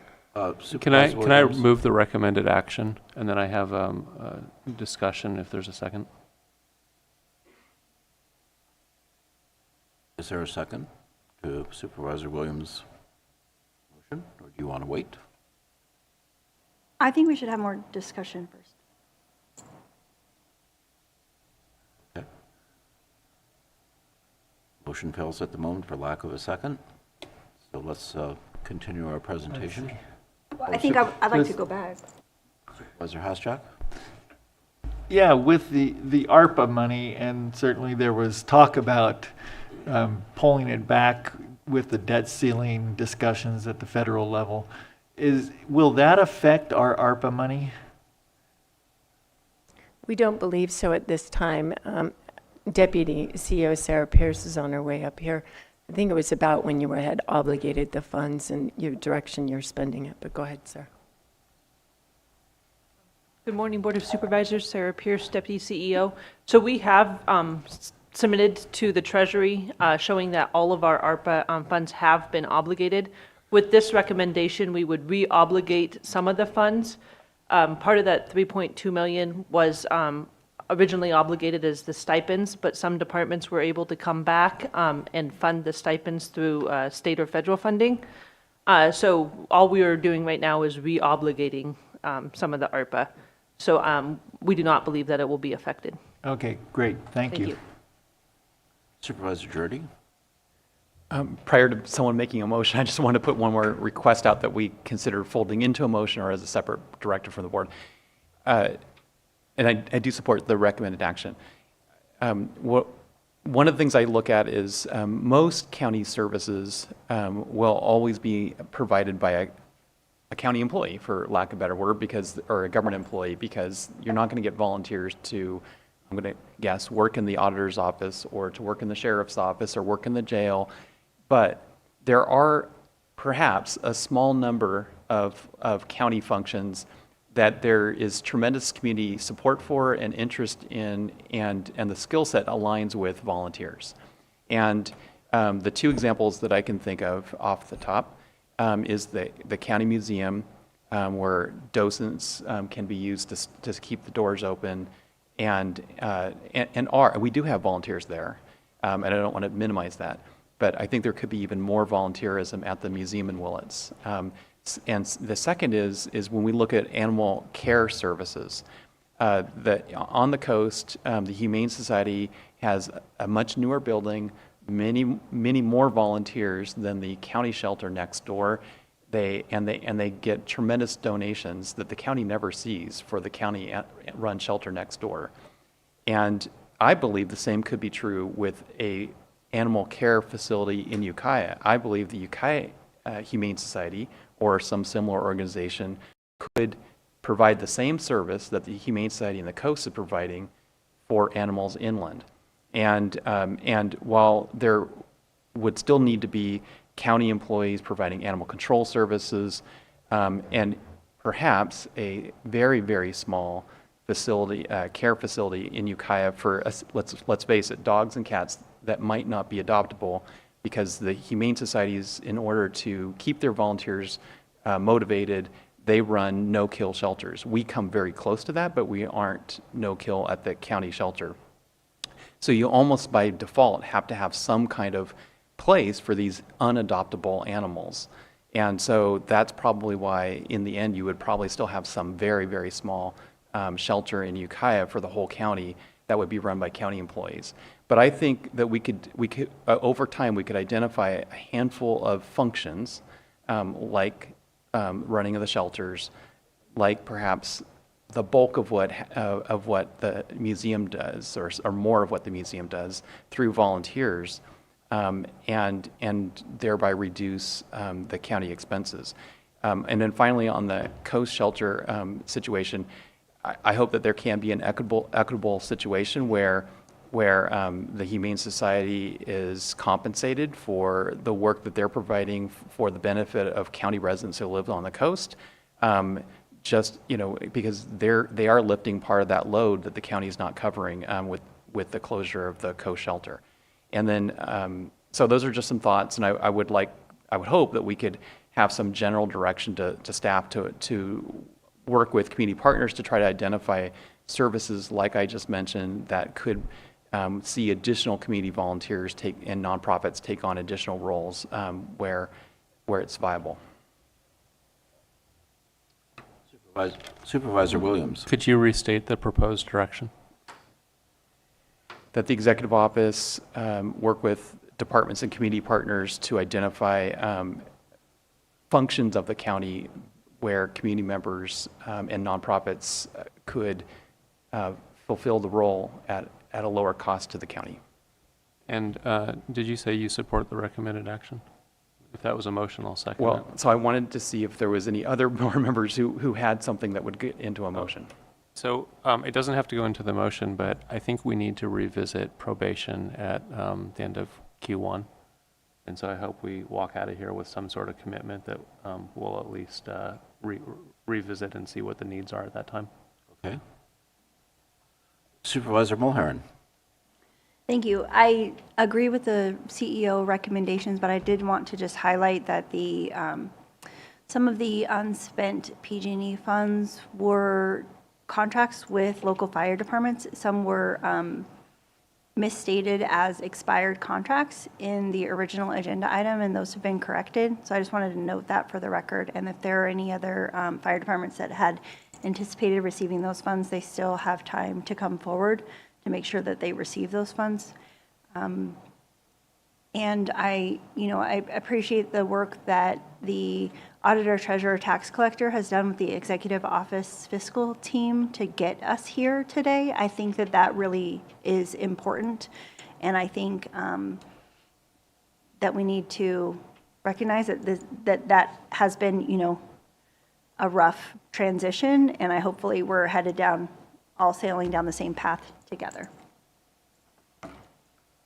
Supervisor Hasjak. Yeah, talking about economic development, and the memo I wrote is when in talking with the executive director of the Visit Mendocino, that last meeting we talked about 265,000. Travis Scott said that he could live with 150,000, and if according to my calculations and what we've talked about in the ad hoc committee earlier in the year about, if we kind of maintain our participation in the Sonoma-Mendocino Economic Development Agency and have some representation moving forward in this transition time to an in-house economic development person, what we really need is if we took that 150,000 for Visit Mendocino, which is acceptable to them, and 150,000 for economic development, and whether that's a RFP that goes out or contract until we can transition, because we still have these tables of SURF and EDA and all these others that we need to be participating in. I think that if we split that 265 and added what we're contributing to West and EDFC, we would come up with 300,000, and then we can use that to maintain our participation in these tables and provide Visit Mendocino with what they can live with. So I'd like to see that change instead of the 265 allocated at this point to Visit Mendocino. I would also agree with you on that, and I think that West Company's done a great job in terms of proving their worth. For our seed money, we've gotten pretty decent return in terms of grants that have been developed and committed to Mendocino County to the tune of somewhere between $5 and $7 million. So getting in the queue and having the relationship to be able to negotiate with both the SURF, the California Economic Resiliency Fund, and the Sonoma-Mendocino Economic Development District, which is the gateway to EDA funding. We need to be at the table for that, and at the moment West is doing a very good job of representing us, along with Josh Metz from Regional Government Services. So until we kind of get our own person in-house, I think it's a very smart for us to continue with that funding. And this represents a way that we can do it and afford it. So I read Supervisor Hashak's memo, and I would support the proposal in his memo. I also support it. I think it's a good idea. Do we need to make a separate motion for that, or just give direction as how we want to spend it? Mr. Chair, since it would be a change of the budget, I think you need to incorporate it into the motion that you make. Okay. All right. So we will add that to our motion. Do you want me to try again? shall we make a punch list of things that we? So I was thinking the recommended action with a commitment to revisit probation after Q1 and incorporation of the HAZCheck economic development memo. Okay, and then also Supervisor Jordy's direction for trying to augment our services with volunteers where appropriate. Yeah, to direct the executive office to work with departments and community partners to identify functions of the county that could be more cost effectively delivered by nonprofits. And okay, go ahead. Question about, I support that as well, but I think you mentioned that you can't see people wanting to volunteer to be working in the jail or the auditor's office. I would actually volunteer for both. So probably save me a PRA. So it would allow us to, maybe we could allow staff to look at a broad scope, all the places that we could use volunteers. I imagine there are departments that this board may not be considering that have temporary needs where using local volunteers who have the specific knowledge may save us outside consultant costs. I will also recognize Supervisor Mulhern for already doing that with the parks. So some of the maintenance work, she spent a couple weekends at Mill Creek trying to do some vegetation control and cleaning up the restrooms. So, we certainly have that going on. Councilor Curtis, a comment. Thank you, Mr. Chair. I would just suggest if the board is going to go forward with that direction, you just make clear that it would also involve working with HR to make sure we satisfy any meet and confer obligations. Yes, I was thinking that in my mind, so. Okay, so that's my motion. Okay, so any other board comment? Well, I'll second that motion. Okay. Let's see, public comment. Is there any public comment in the room?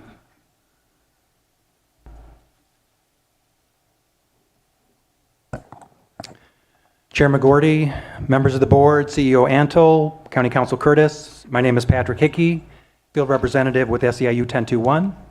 We're here today to urge you to pass a budget that lifts up and supports the county's greatest asset, its employees. Times are certainly challenging, but the county has the resources and the ability to meet those challenges. Currently, there are no provisions in the budget to address the runaway cost of living. If the board fails to act, it will do irreparable harm that will take years to undo as more experienced staff leaves and more positions become vacant because the county becomes less and less competitive with its neighbors. Employees and residents are understandably circumspect when the county administration claims that the budget is tight based on their track record and their lack of transparency when it comes to financial records. Information is provided late, if at all.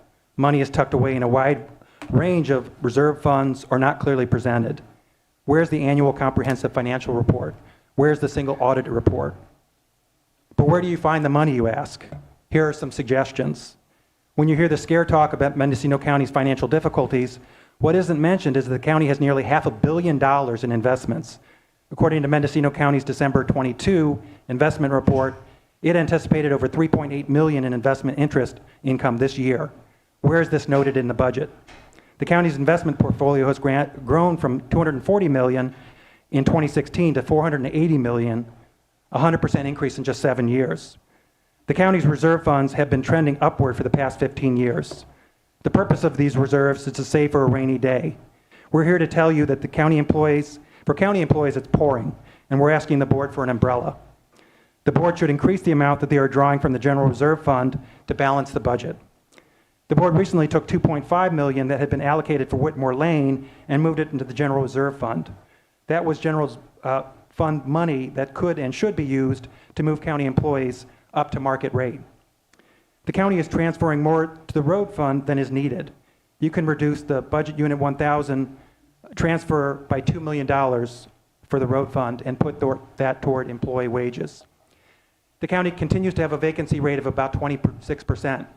Many of these positions will never be filled or will be filled only a portion of the year. This frees up money that can be used for salary increases.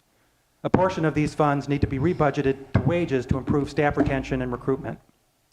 For 21-22, the county has had numerous departments that did not use their entire net county costs. This is primarily attributable to employee vacancies, resulting in cost savings to the county. Since 2020, the county has spent $3.6 million in contracted attorney costs. Can some of this be moved in-house? All general fund revenue sources have been trending upwards. Total general fund revenues have increased 30% over the past 5 years.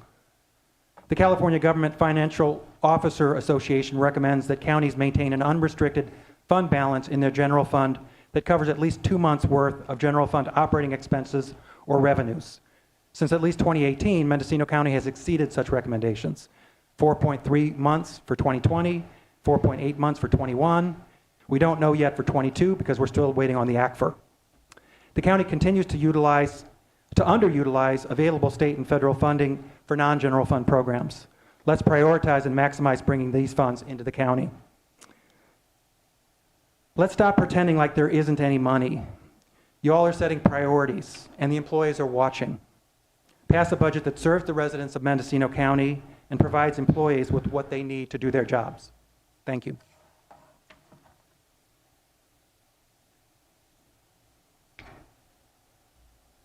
Could I just respond to one point that was raised? Sure.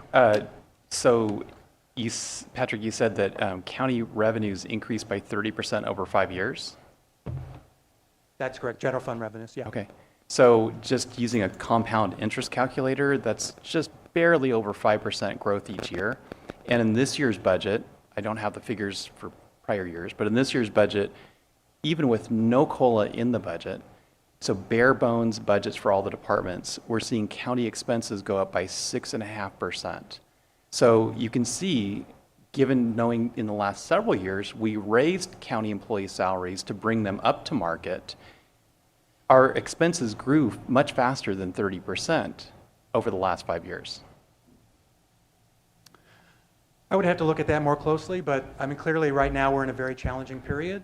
And when you're in a challenging period, that's when you dip into your reserves. And what your employees are telling you is now's the time to dip in those reserves. Let's eliminate some of those positions that aren't going to get filled, put that onto salaries. Because right now what you're paying for is a lot of wasted time in recruitments. You're basically a training outfit for Sonoma County in a lot of cases. So let's start billing them for training their employees. We can either do that or we can actually pay our own people enough so they can survive and actually live here and move the county forward. So that's the choice that you all have before you.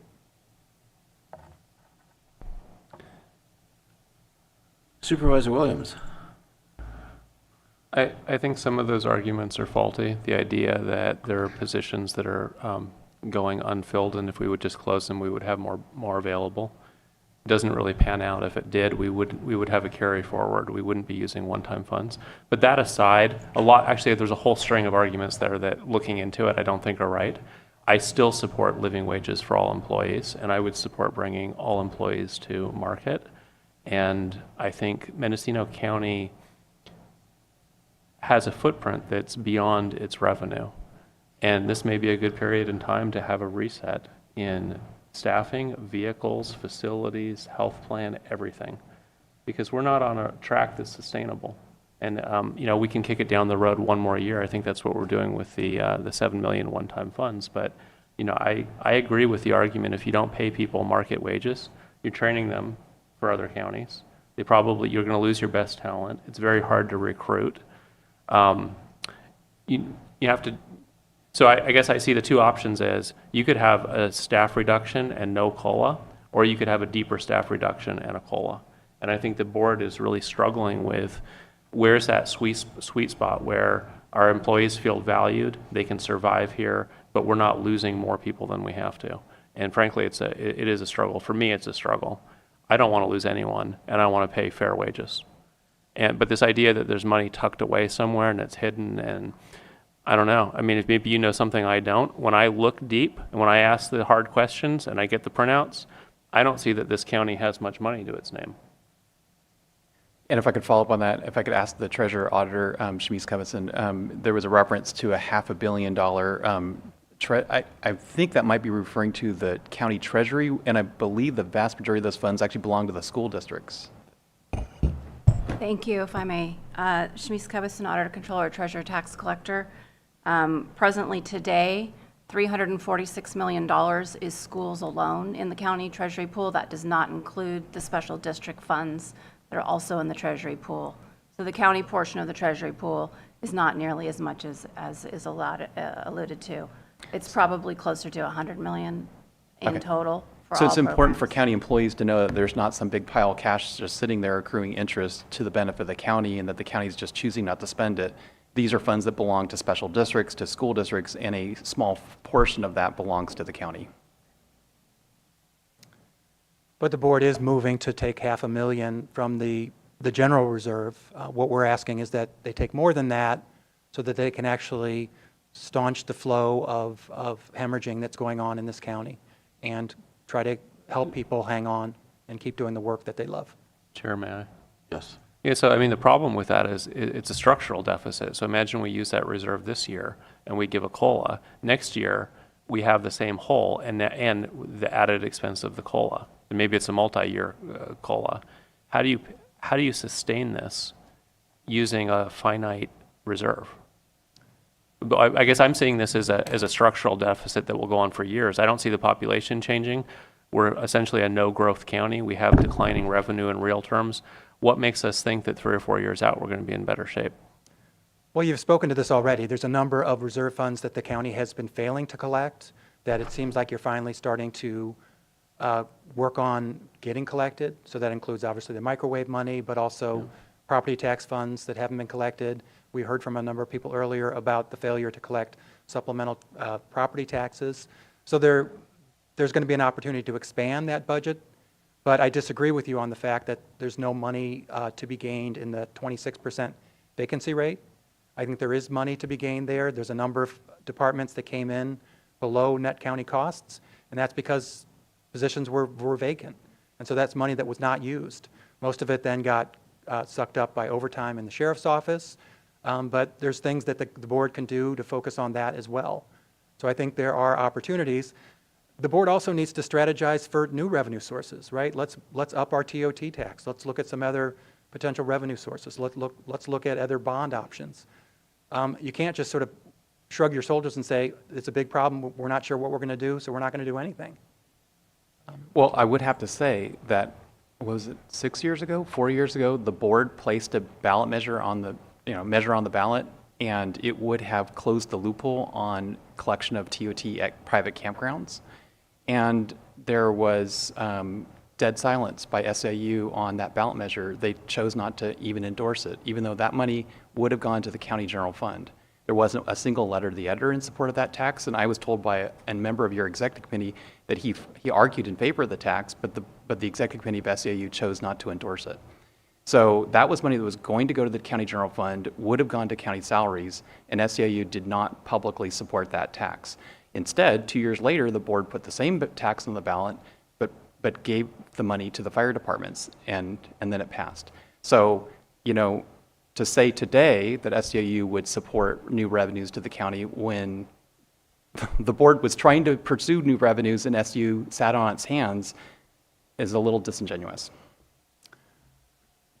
You never stop trying, and if board members or the board as a whole have revenue strategies and ideas, our membership is open to them, and we'll happily work with them on that. We recently worked quite hard on Measure O to bring more funding in for the libraries. We had county employees who were out collecting signatures on their time off to help get that on the ballot and spoke up to get that passed. So we're absolutely willing to work with you and partner with you to try to get the funding necessary for the county to do the mandated services it's required to do. Supervisor Hasjack. Yes, thank you, Chair McGorty. So with the fiscal year carry forward for 22-23, it looks like we're trying to replenish the general reserve, the teeter reserve, and public safety vehicles and fund those. If it comes in more than expected, then, I would like to see that money go towards COLAs. But, this year we had a real problem getting the carry forward numbers clear until just recently. And this is a question for our auditor controller. Is there a plan or an idea about how to get those numbers sooner this year than what happened? Auditor Controller, Treasurer, Tax Collector Shamice Covison.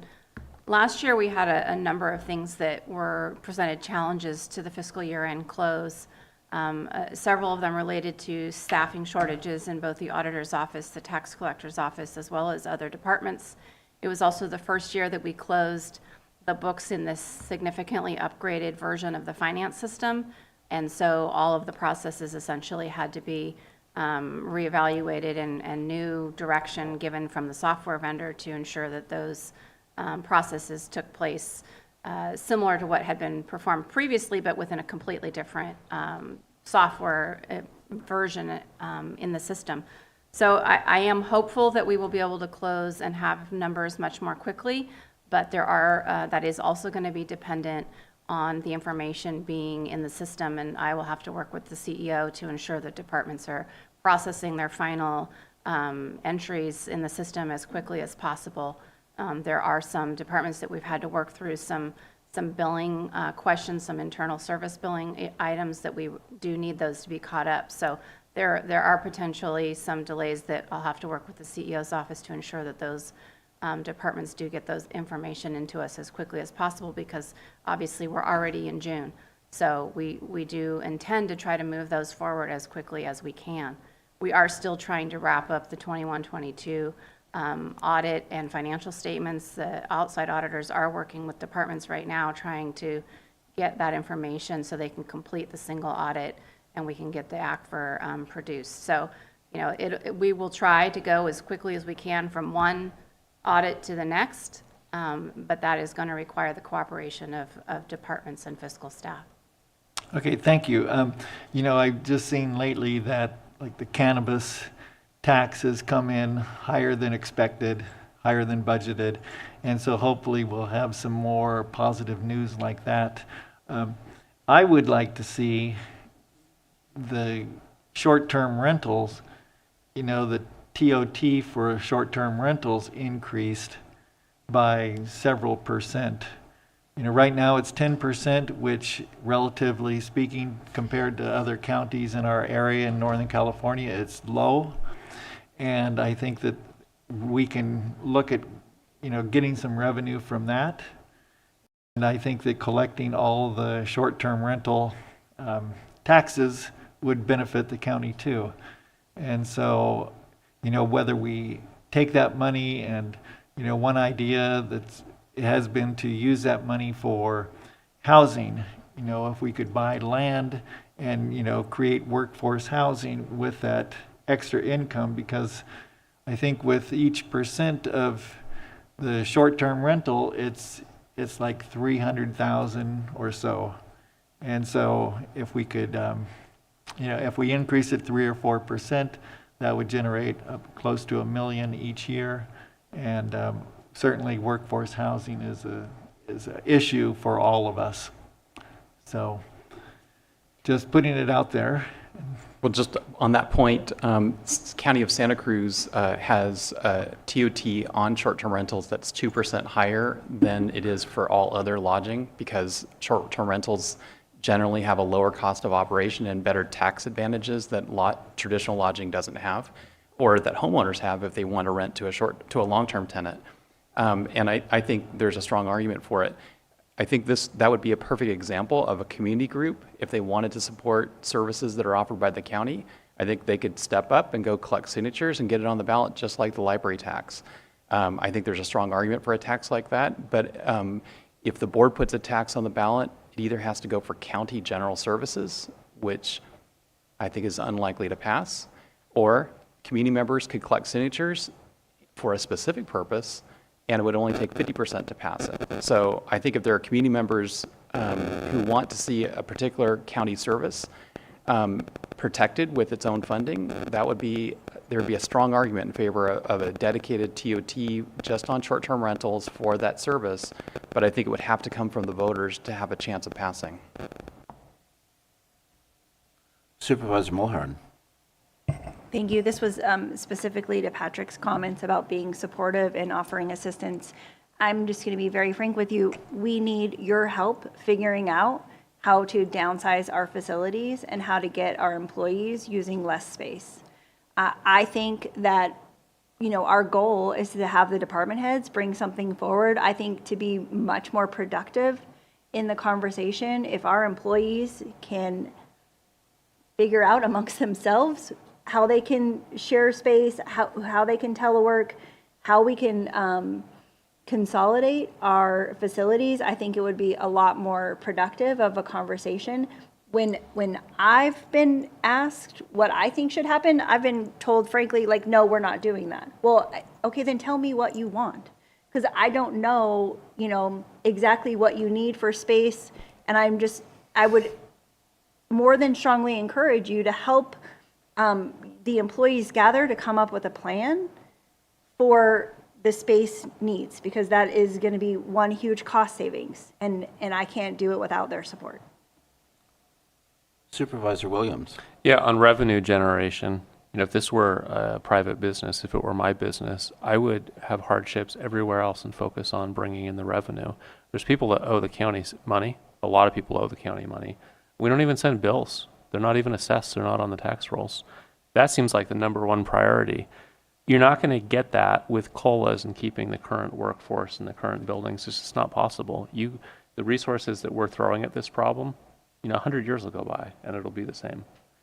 If we're serious about that, one option would be to pause everything else and direct every available cent on taxing the people and collecting the money. And then we would have some real revenue to give significant COLAs.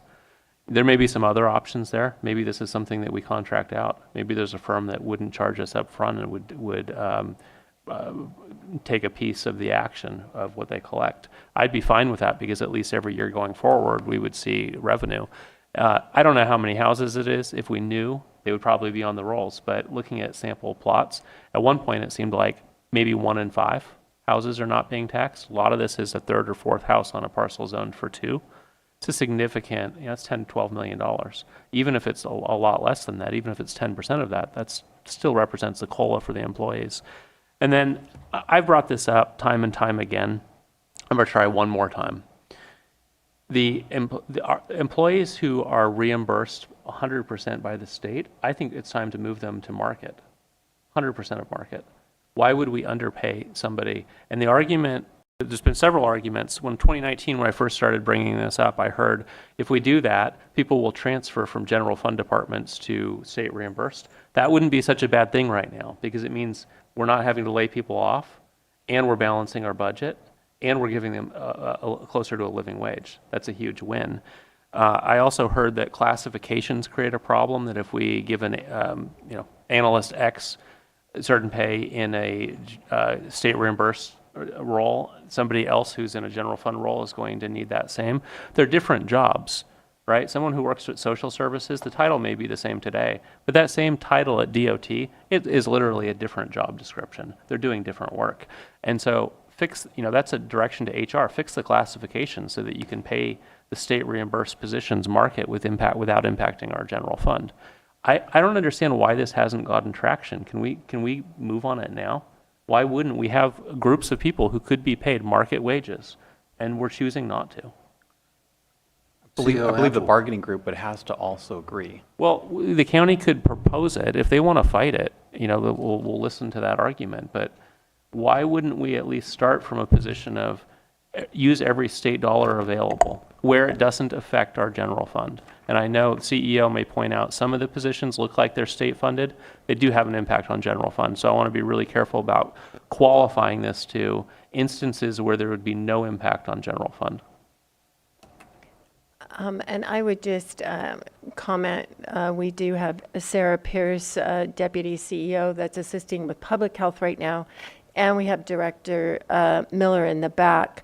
I'm not quite sure either of them would agree with that statement that there wouldn't be an impact. I believe we are seeing cuts in both behavioral health that would impact the general fund if we can't take care of our core mandated services. So I'm not sure if you want to hear from them or you want to provide a general direction I would, to look I into would like this. to hear from them.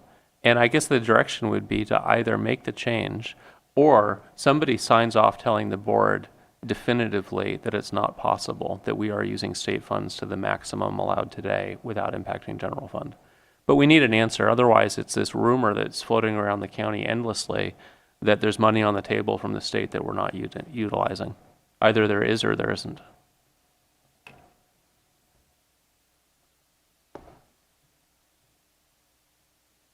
Sarah Pierce, Deputy CEO. So for public health, we have seen a reduction from the state level in realignment funds. In addition to this year will be the first year that public health, along with behavioral health, SUDT, and part of social services will be using their realignment funds to pay for the MOEs. So it's a different look at our budgets this year. But for public health specifically, there has been a slight reduction in realignment, 1991 realignment funds. Yep. Does that mean we're utilizing state funds to the greatest extent, short of impacting our general fund for public health? So for public health, in December, we took a really hard look at how public health funds were being utilized and compared them against what grants were available and to ensure we're not supplanting, and kind of went back and maximized the revenue for public health, also taking into account the IGT funding for nursing that was available. So I would say for public health, I feel confident that we are. But I'll defer to Dr. Well, I know Miller. behavioral only gets what they bill, right? Oh, yeah, Janine Miller, Director of Behavioral Health. So behavioral health is in an interesting situation when we talk about funding. As you know, the governor is talking about Mental Health Services Act and taking our Mental Health Services Act and changing how it's spent, which could impact our funding for staffing. We also are going through payment reform right now that comes effective July 1st. We're right in the middle of Cal Ames payment reform. We don't know what that's going to look like. This next year, 23-24, we will be watching to see how payment reform either benefits our department or could impact our department negatively. It all depends on how we provide a service and how the rates that have been provided us by the Department of Healthcare Service actually reimburses for that service. So yes, generally how behavioral health, both mental health and substance use, we provide a service, we get a reimbursement. Yeah. And go ahead. A question for you, though, Janine, as far as the way that your staff is paid, is that through realignment funds, and is there an opportunity to increase their salaries and still have the realignment funds pay it? The way our system works is sort of like, we're a managed care plan, right? So we are just like a doctor's office. Part of that doctor's office is we have to augment our billing with realignment dollars. So we don't have the ability to use all realignment fully on staffing. If you did that, we wouldn't have the funds to put up to draw down the Medi-Cal match. So the way it works is that realignment first has to pay for our services that we can't bill to Medi-Cal. Our Lanterman, Petrick, Short, our conservatorships are not 95% of them are not billable. So that comes directly out of your realignment. That's about $3 million right off every year that takes out of your behavioral health realignment. Then you use your other realignment dollars to pull down federal financial participation. When we bill a Medi-Cal service, 40% is county costs, 60% is reimbursed through Medi-Cal. So that 40% is covered by realignment funds. So everything we do is a combined. You have to blend your funding to be able to pay for all your services. So we can't just say, oh, we have realignment, we can increase salaries. You increase salaries and take realignment. We potentially have to reduce services to our community. It's a blended approach. Going in the payment reform, we don't know. We're going into an IGT model, intergovernment transfer model for the first time. We also are going from a per minute billable rate to a set rate based on provider type. We don't know what that will look like, how much realignment will go up, how much IGT will bring down. We should know about, hopefully middle of next fiscal year, we should have an understanding of whether our system is working to enhance services and dollars coming into the county or whether it's not. Supervisor Williams? Social services? Janine, Dr. Miller, thank you. Thank you. For some reason, your department is the most clear for me on finances. I appreciate the answers. Social services is the big one. I believe, she was on site.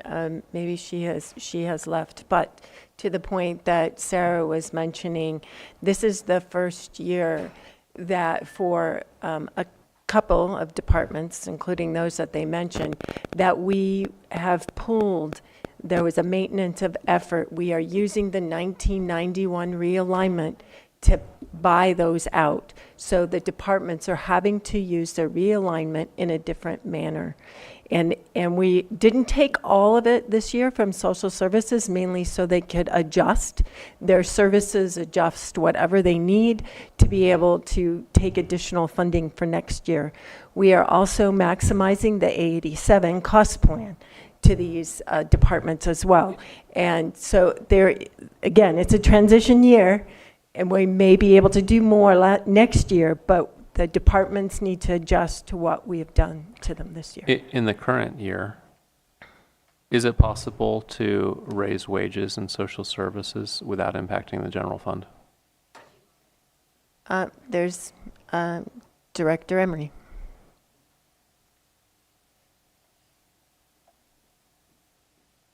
Welcome, you're just in time.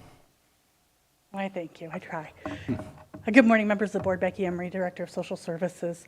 As I understand, the question is whether or not there's funds within social services to augment and add to increase wages for the board. Without impacting general fund?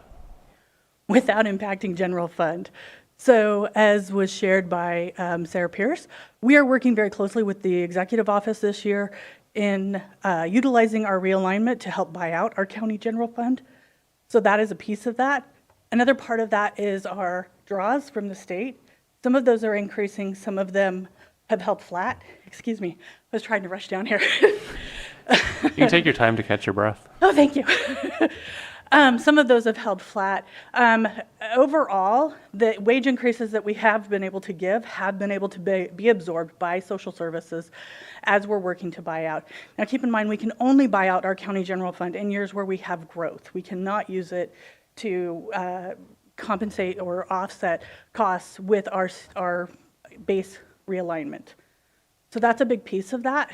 The question that you're asking is not as simple because the allocations are changing from the state level. We had over $800,000 over in our administrative costs for IHSS, which we have covered. So I don't want to concern the board. We budgeted it, we planned for it, and we covered it. The concern that we have is what is available as we move forward, recognizing where our overall economy is going. And so to that end, I would be very cautious in looking at raises and what that would be. I think we do have positions that we can afford raises within social services that are reimbursed at a higher rate. But when we're looking across the boards at all of our positions, of course, are reimbursed, not all at the same high rate. So I would want to be part of the conversation. I certainly would want to pull in my fiscal team to evaluate and look at that. I recognize that has been part of the request from the board. But I think at this point, with our current budgets and with the shifts that we've made, if we were to do raises through social services, they would not be as high as maybe requested or projected. I'm certainly working on that with my team as we have gotten much closer to what that bottom line looks like. I see some other hands. Yeah, Supervisor Mulhern. Thank you. I agree and support Supervisor Williams in that if there are departments that have funds coming from a different stream, state or federal dollars, that they could, if it's a few positions, if it's all the positions, whatever it is, I would like the board to consider that. I think it's really important when we have opportunities to build up positions, to just keep moving that forward instead of staying stagnant all the way across the board. So I would really appreciate an agenda item coming forward, and I'm looking, I guess, to the executive office and the departments about how quickly that might be able to happen. Supervisor Hasjack. Yeah, going back to revenue enhancements, and a question for the auditor, controller, treasurer, tax collector is, we've talked about short-term rentals and also houses that haven't been reassessed or aren't paying taxes. When I go to a CSAC meeting, that there's all these vendors providing services, will collect your taxes for a certain fee or percent of it. Do you see any opportunity there for us? And how can we put these rumors or whatever to rest that there's all these houses that aren't being taxed or short-term rentals? What can we do to kind of fix that problem if it is? Auditor, Controller, Treasurer, Tax Collector, Shamice Kebison. So those are two different animals. The property tax is one aspect because it does require the assessment, obviously on the assessor's side, and then it will, continue through the process impacting the auditor's office and the treasurer tax collector's office. So it is important, obviously, that the assessor be able to fill her positions and maintain those positions in order to assess properties. It's also important that the auditor's office have staff in order to continue that process through, and that the treasurer tax collector's office has staff to do the collections. I can't speak to, Katrina Bartlemy's staffing. I do know that there's funds put in there in the budget this year of $500,000 from the general reserve to help support any staffing and software issues that may come out of trying to assess those properties. I don't know whether the board would want to consider it. It might be recommended that you consider increasing that by another $100,000 and possibly filling another position in the auditor's office. We only have one tax position in the auditor's office. About a quarter of a position has traditionally been with the auditor or the assistant auditor, and that's not feasible right now. So that's adding to the impact of that one position in the auditor's office. We've been working in the treasurer tax collector's office with the new analyst position. We actually just had a demo yesterday with Host Compliance, which is a Granicus product that has built out their product a little further than when former assistant tax collector Julie Forrester and I spoke with some of the vendors about a year ago. And I was planning on recommending to the board that we go with their product, which would greatly assist us with the TOT collection, as well as providing the data analytics to provide us with those properties that we should be targeting to try to look at their records and ensure that they're paying what they should. They also provide a more complete service where they would actually receive payment and the reporting, and so that information would be held within a system that's already designed to do that. We have additional tasks under the Aumentum project that relate to TOT that at this point I've not felt comfortable proceeding with, just because of the other challenges that we've had with Aumentum on the property tax side. It would be my preference that we actually go with an established vendor that has proven that they know how to report, collect, and analyze on the TOT, rather than paying Aumentum to further develop their product, which is not actually entirely developed at this point. So I do think there's opportunity in the TOT. What I'm just not sure about is, it sounds like the present occupancy may or may not be down a little bit. I'm not sure whether the revenue would just offset the decline of possible revenue. So I do think there would be, a cost. The software is about $50,000. That is greatly reduced because we already have contracts with Granicus, obviously, to do the board agendas. So they are offering us a much reduced product. Assistant Treasurer Tax Collector Cheyenne Gordon and myself are attending the Treasurer Tax Collectors Conference next week and had anticipated speaking with vendors more about what products could assist us with the TOT collection and analytics. If we did go with the software, I do think it would help free up staff in the tax collector's office to focus more on collecting from those that are going to be more time consuming if they are not reporting accurately or if they haven't been reporting, and bringing in new establishments that may not be participating right now, and that they may also be able to focus on additional property tax collections. So I do think that software, I would strongly encourage the board to support us entering into a contract with Granicus Host Compliance. So boiling that down, we're putting resources into the assessor's office, and that the holdup might be, your staffing capacity, right? So we need another person in your office to deal with that, to make that flow. And and with the short-term rental and TOT, could you bring back a recommendation to the board to, whether it's going to an outside vendor or whatever, because we need to move on this, it seems. I have no problem bringing that, but I was anticipating to bring it back in the next 30 to 45 days. Okay. Okay, Supervisor Williams. Look at us working together. It seems like the board has unity today on everything. That's a really good sign, I think, that, all from our own perspectives and different districts, we're seeing the same problems. We're not bringing in the revenue we should. No matter what we do on that front, it won't change our budget outlook for the year ahead. So the question I have remaining is, do we want to try to move employees to market? And I bring it up because I think the CEO would need to know that she has to further reduce the footprint of the county to accommodate COLAs. And I do support the COLAs, but I'm curious where the four of you sit. Supervisor Dirty. Well, Supervisor Williams' question was, do you want? It's like, yes, there's a lot of things that people want. They want a 5-bedroom house. They can't necessarily afford a 5-bedroom house. You can have market wages in this county if you reduce the footprint of the county. Totally agree, but the question is whether it could be done within a few months. And I think that's the issue. We're seeing it's a transition that's taking multiple years to implement. Hopefully sooner rather than later. But I'm not hearing any promises from any department head or the executive office or anybody that they can do it within 6 months or within this fiscal year. So I think that's the constraint that we're living with. I did want to follow up on the tax assessor's function. We do have in the budget and in the recommended action, I think it's $500,000 to have a targeted attempt to bring in revenues from properties that are, from buildings that are not on the tax rolls.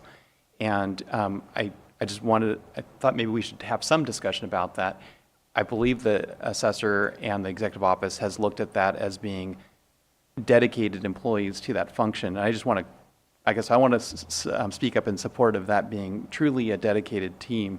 My concern would be is that the assessor's office has been so short-staffed for so long in the assessor function that in spite of the best of efforts, they may never get to 12 of the vacant, 12 positions filled, and we never see much of any time dedicated to these buildings that are on the rolls. And so I just want to speak up in support of these targeted funds to go to a dedicated team, whether it's 1 or 2 assessors, whether it's a tech that works with them, to be specifically working on discovery, which is the term they use for when they're looking for buildings that are not on the tax rolls.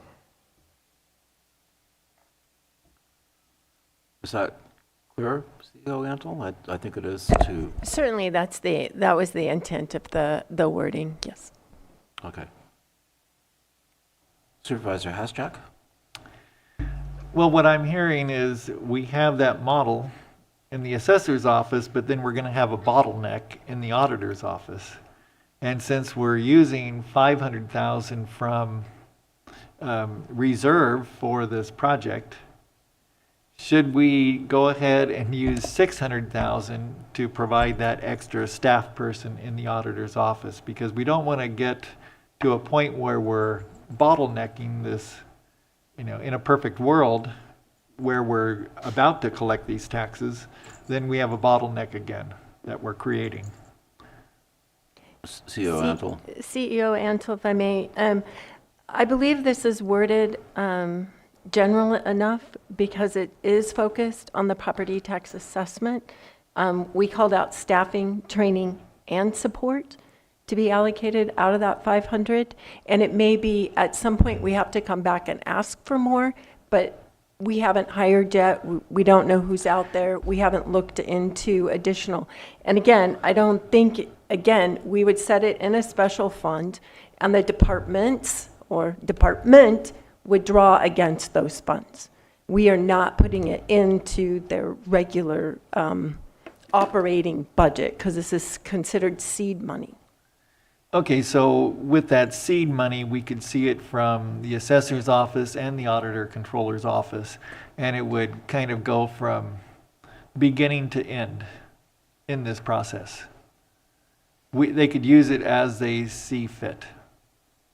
So could you say that one more time, please? Well, the 500,000 would be for to see this project to completion. So if they're the bottleneck in auditor controller's office, then we could shift money over to that. Yes, absolutely. And make sure, okay. Absolutely. All right, thank you. Supervisor Mulhern. Thank you.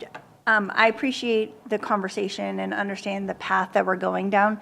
Just as we are talking about a TOT consultant that might be able to wrap up both the discovery as well as the calculations, and it sounds like some record keeping, and provide that maybe back in a neat little package with a bow. I want to make sure that we're not spending a lot of time trying to hire and train and bottleneck either department with because the intention is that we're getting as many properties on the tax roll that haven't been as possible. So if there is a consultant out there that does that function, I would like to know that as well. I understand it's very challenging to hire folks in Mendocino County. And if there is an agency that does this regularly, it might just be much more efficient, and then we'll be able to increase our revenues more quickly than if we're trying to hire and train staff. CEO Antle, if I may, through the chair, definitely we'll look at that as soon as we move forward here and approve this. We will be huddling with the auditor, controller, treasurer, tax collector, as well as Ms. Bartlemy from the assessor clerk recorder's office. Okay. Supervisor Williams? I wonder if direction could be to put out an RFP, and then we can see, based on who responds, where we want to go.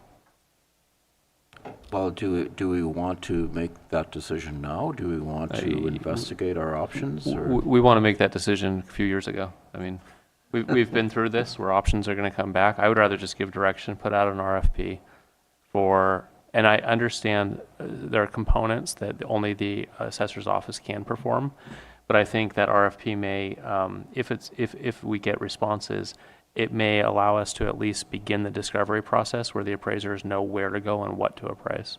And county council's looking like he's going to correct me. Councilor Curtis. I was just going to suggest, Mr. Chair, depending upon whether you feel you have enough information now or not, you could give the CEO authority to put out an RFP, and that way, if there's some reason that's not the best course of action, she wouldn't have to come back to the board to change that.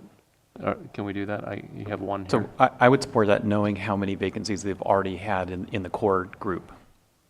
Okay, so is that sufficient to give direction to the CEO? Yes. Is there a third? The direction is to authorize the CEO to put out an RFP for facilitating property assessment of properties not currently on tax roll. Yeah, I would support that. Okay. Looks like. And then the second item, is there any support for the Williams disruptive proposal to basically blow up the CEO's budget and bring employees to market, accepting the inherent compromise that it'll create?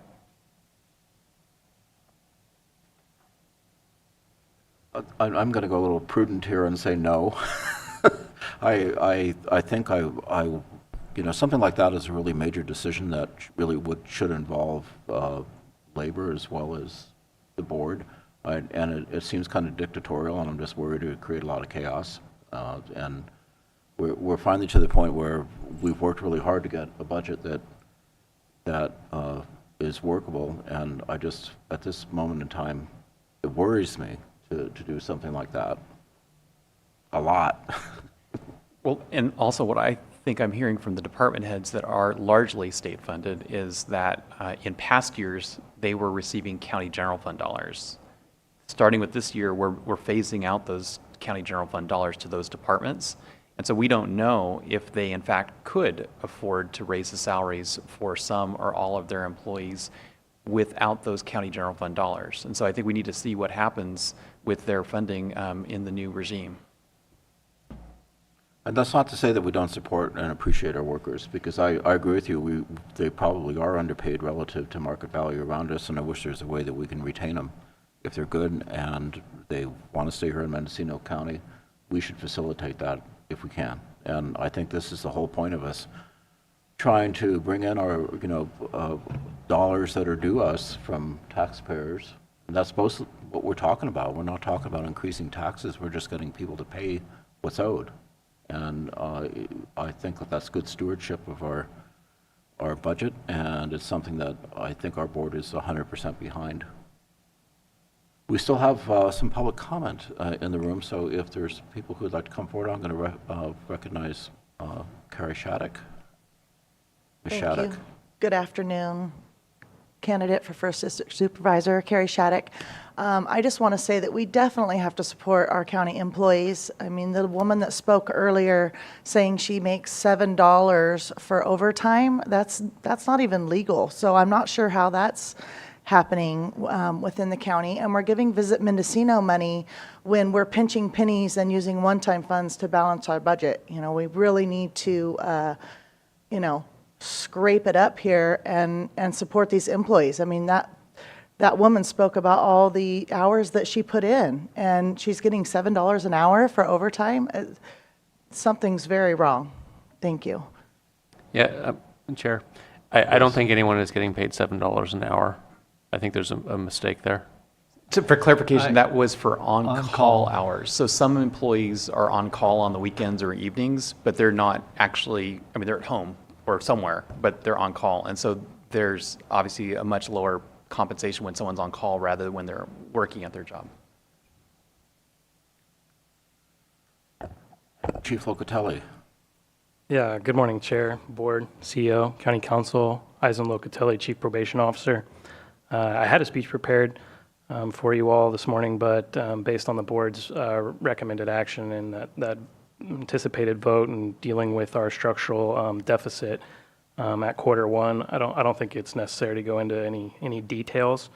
But having sat on both the union side earlier in my career and now being part of the management team here, when COLAs are given, if there isn't an appropriate adjustment to the net county cost, it's really difficult for the administration of a department to run that department. At today's level, I would be looking for you to give the direction to lay off staff based on the net county cost that was assigned to my department. That is the definition of a structural deficit. The people that I have are not funded at the level that I needed. So, to give you a statistic to compare to that, my fiscal year 15-16 net county cost is $300,000 more than this year's costs. So, with the cough study, with the COLAs, how does that work? And it only works if you shrink the government. And unfortunately, that isn't probation's mission or role right now. Everybody wants probation to be doing more at the state level, and they keep assigning us new responsibilities. For instance, we had a conversation about pretrial. The county implemented a pretrial program. I hired people, but now I don't have a budget to pay for them. So that's the Q1 adjustments that I hope that we're able to get to. Also, I'm not as big as HHSA, obviously, when it comes to state dollars, but we are 75% funded at this point by the state. When you give a COLA to a general fund department like that, you're obligating those state dollars to cover for that. And the state dollars don't change year in after year. So, I am going to be reducing services to cover those raises. So I share what this is like the full tower of a Jenga game. Be very careful when you start pulling from the bottom. You could topple the whole tower. That's why I got on board with the strategic plan. I think I'm the only department head in the county at this point that worked on that committee. This wasn't strategic, but going forward, we need to make decisions on where we're going to increase revenues, where we're going to create efficiencies, and what we're going to cut. Without those three things happening, I don't see how the county gets through this long term. So happy to have those conversations. I think that our work with the executive office is really collaborative at this point. It isn't the previous administrations. We're all doing our best to try to provide for what we need. So Thank you. Thank you. I think it was a very accurate synopsis. I appreciate your So Chief comments. Locatelli, we've asked all the department heads to look for any cost savings, and you have over several years. And we heard some employees earlier today saying the department heads need to find the money somewhere in their budgets. So could you characterize, is there low-hanging fruit in your department to pay for COLAs? Can you cut your utility bills or cut some other expense to pay for COLAs? That was a common refrain this morning from some county employees, not specific to your department, to all the departments. And I guess my understanding of our last couple of years, we've already been cutting each department's 2000 series, which is the non-personnel portion of their budgets. And I think after a few years of those kinds of cuts, I'm generally going to believe there's not going to be a lot left in that 2000 series that remains to be cut. But can you elaborate on is there more to be cut in your 2000 series to have more money for your 1000 series, your labor costs? Probation's a bit of an anomaly. So the general fund of the 2000 series is less than 10% for probation. So over 90% state funded in the 2000, the 5000, the 4000. The expense that the general fund contributes to in probation is the 1000 series.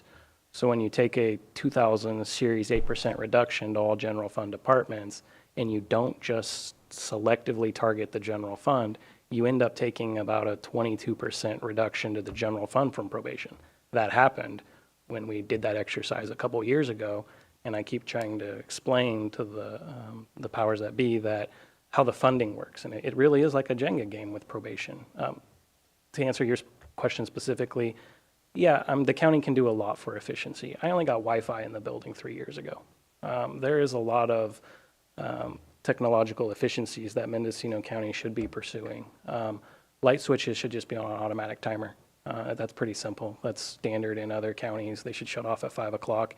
If you're an employee and you want to switch the light on because you're working till 6, you have to manually do that. But they leave at 3 or 4:30. They don't shut off the lights. They don't shut off the power. It's on all night. We're in a remote situation. I have 3 offices. I know we don't want to be Sonoma County. I've heard you give that direction, but I am operating 3 separate offices. That is a cost for your general facilities.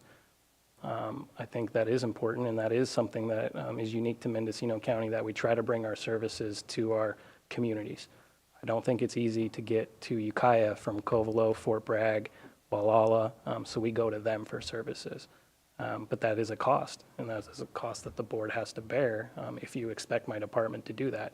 It's really difficult to then give me a direction to reduce my carbon footprint by not driving a vehicle to the communities that I'm serving. You don't get it both ways, so either close the offices and have them all come to Ukiah, or give me the vehicles to get to the people. But there's a lot we can do. It's just working collaboratively, having committees, having discussions, and everybody bringing their cost savings to the table. You should be having those conversations with each department head about what those costs are, but it shouldn't be, you give me a small portion of what I need to fund my staff. The staff are the most important part of the business for us. I need them to be able to provide the function that we do. I keep reminding you guys of that, but based on the direction that we're going, as long as we can have that conversation at Q1 or Q2 with carry forward, we'll do what we can. Okay, thank you. We have one person online. Oh, we have more people in the room. Go ahead, please. Good afternoon, board members. My name is Lee Farr. I'm one of the negotiators on SEIU's negotiating team, working with your negotiating team. I was here not less than a year ago when we were talking about the same subject, and I brought up the proposal that you're always going to be negotiating with your hands tied behind your back if the way you do your budget and the policies that you construct that with. And what I'm talking about is that if you don't put a COLA up front in your budget, and you could have some very specific scenarios, 2-year contract, 3-year contract, but if you don't put a low, medium, high scenario for COLAs, and just tell everyone to budget based on no COLAs, you're not going to have any money for a COLA at the end of the process. That has to be built into the system. You know, different scenarios give you the leeway to negotiate. But to say you really care about them and you want to give them your employees a living wage and not do the process that way, you're never going to get there. There's been a lot of talk about hiring more people, hiring consultants, paying for software, and yet, you know, out of the same discussion came, gee, what do you want? Do you want to lay off people or do you want a COLA? Well, obviously, the county as a whole wants neither one of those things. But when you have money you're putting into departments to do special groups that'll help you generate revenue, and you haven't even filled the same positions in those departments because no one will take the job at the wage you offer, seems counterintuitive, to say the least. What we're asking for the SEIU employees from Mendocino County is across the board COLAs. We're not expecting you to bring us up to market in a year, 2 years, or 3 years. That would be great. That's not the expectation. Several years back, the county put in a great effort to try to bring people up to market. Those who were not general fund, the attempt was to bring them to 5% of market, not at market, but 5%. The rest of the county, the general fund employees, were brought up, or at least tried to be being brought up to 10% of market. So even then, we weren't at market, okay? Inflation going up, wages, you've all heard this, you know, the cost of living in Mendocino County is going up. Without some maintenance of COLA, without some maintenance of trying to soften that blow of higher inflation, how are we going to fill these positions that we need to provide the services for Mendocino County? And I think part of that is in the way the budget process is structured. And you say you've worked really hard to get this budget to where it is, and I agree with you. You have worked really hard, but you've taken out a big chunk, and now we're saying you need to look at that chunk that you left out, which you shouldn't have left out. And here I am again, less than a year later, saying the same thing. So I'm not going to begin to say I'm an expert and I know all the questions or the answers to all the questions you've been asking. That's not my area of expertise. But if you don't include that in your budget, it's never going to be there in the end. I know that. And that's what I hope the message I bring yet again is clear this time. Thank you. Thank you. CEO Antle, what does it cost us for a 1% COLA with our present staffing, approximately? Deputy CEO Pierce is coming forward. She'll confirm the number, but I believe it's close to $2 million. I believe those costs plus the health plan, if we were to do something, is 3.6. I'm sorry, can you ask the question again? Yeah, so for a 1% COLA for our present staffing, what is the net county cost? If we were to offer a 1% COLA for next fiscal year, it would be a $1.3 million additional cost countywide. About $800,000 of that's general fund, but that does not take into consideration any kind of increases to health plan. So right now in the 22-23 budget, comparing 22-23 budget to 23-24 budget, the 2% COLA plus the step increases plus the health plan is the $3.6 million difference that impacted over the year. Sarah, is that for salaries only, or is that for salaries, the roll-up associated costs for the pension plan and Social Security and Medicare that go up as salaries go up? The 1.3 million is inclusive of that. It backs out the health plan because the health plan would not increase with a COLA increase, but the 1.3 does take into consideration everything else. But it does not include any kind of changes to the health plan. Thank you. Supervisor Williams. Well, yeah, for CEO, I think I know the answer, but could you fit a 2 or 3% COLA expense into the current budget, the proposed budget? I cannot. I don't know where I would get the revenues unless I was directed to use reserve. And I think using reserve, it continues the spiral that you're in. You're using $7 million of one time right now, and you dip into the reserve, you're going to continue down that path. The reserve is one-time money, and this would be an Right. ongoing expense. What would, on average, I know it would depend on the specific positions, what sort of staff reduction would we need in order to pay for our 3% COLA? 3% COLA, I would say you're close to 30. 3.6 million is more than 30. 30. 33. 33 positions. Are those 33 general funded positions? Yes. So that limits the scope. Yes. Well, just so we know what we're talking about here, so we have some real numbers and we're talking in real world as we discuss this. That's why I brought that up. We do have someone online who'd like to speak. If we can go to Peter McNamee.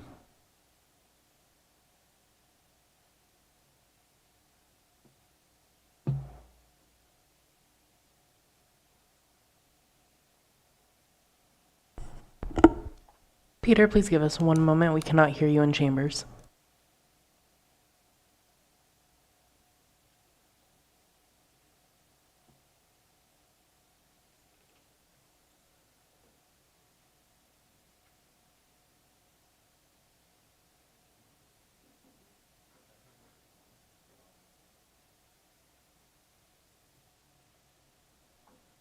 Okay, Peter, go ahead and try again.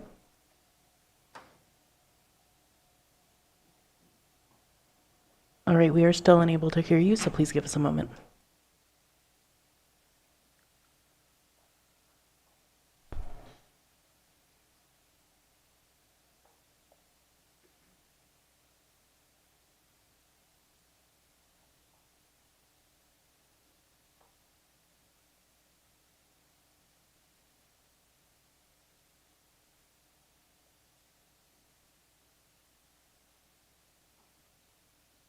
Any luck?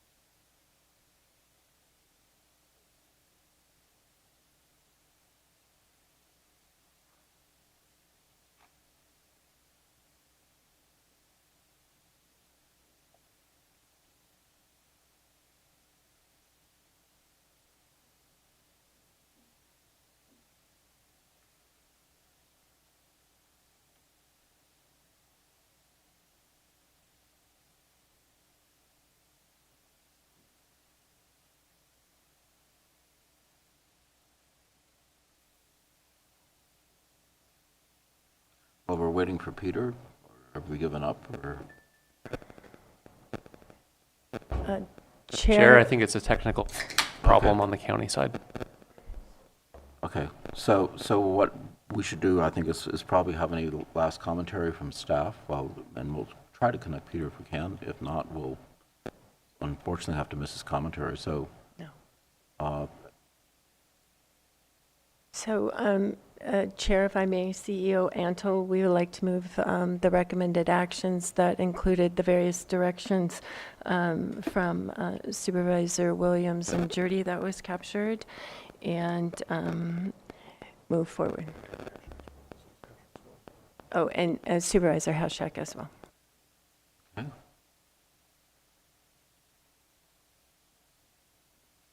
Is there any last questions from? Chair McGordy, we should be able to hear Peter McNamee now. Okay, let's go. Peter. Can you hear me now? Yes, we can. Thank you. I'm speaking on behalf of the Grassroots Institute today. As you know, we started a work group in 2020 to explore how the county might be able to mitigate and adapt to the kinds of challenges that climate change was posing. And we sent an open letter to the board after considerable research outlining a three-prong approach that we thought the county should be pursuing. The first of which was to install solar and battery systems in order for the county to generate its own electricity to operate. We also supported the idea of transitioning to an electric vehicle fleet for the county and expanding the number of electric vehicle chargers throughout the county in order to support that kind of fleet. I want to say we understand it's a difficult budget, and we appreciate the comments that were made earlier about energy reduction and the benefits of being able to avoid having to pay the cost of purchasing electricity, particularly fossil fuel electricity. We applaud the board for its zero carbon emissions policy. We applaud the board for the initiation of the Wildan Energy Conservation Report. And we applaud the board for entering into a transitioning contract with Enterprise in order to move the county towards an all electric vehicle fleet in the future. Nevertheless, we have to say it's not enough. Here we are 2 years down the road, and we still haven't seen our installation of solar or electric vehicles in any meaningful way. And so we think that while we applaud all the efforts you've made in that direction, we really urge you at this time to step up the pace and make a real concerted effort to actually capture the benefits of generating your own electricity, not having to buy it, and save the money that you could have saved in that direction over the past 2 years. And I also want to remind the board that your electric purchases are only going to increase. There's a steady and consistent trend towards higher and higher electric costs from independent utility providers. And finally, I want to emphasize what Supervisor Jurdy said. The zero carbon emissions fund should be looked at as an evolving fund, a revolving fund, in the sense that it should provide the seed money you need in order to capture the energy savings, but it needs to be replenished on an ongoing basis. It's really $2 million initially. Now it's down to about $1.2 million. And it will not have the desired effects that we all need in terms of benefiting your budgetary situation unless it is replenished on an ongoing basis in order to continually capture those savings and expand them throughout the county. I appreciate very much your willingness to hear me today, and thank you again for all of your efforts. Well, thank you, Peter. My own frustration of not being able to spend more of our PG&E funds on this is reflective of our poor budget conditions, because that's how the outcome I would have loved. And I think other board members share that, but we are where we are. So with that, any last comments before we close this hearing? Okay, seeing none, then we're going to go ahead and close the hearing.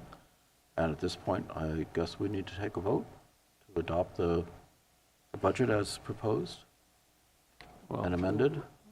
With the dirty and the has check concepts. Yes. As captured by the clerk. All right, are we ready for a roll call?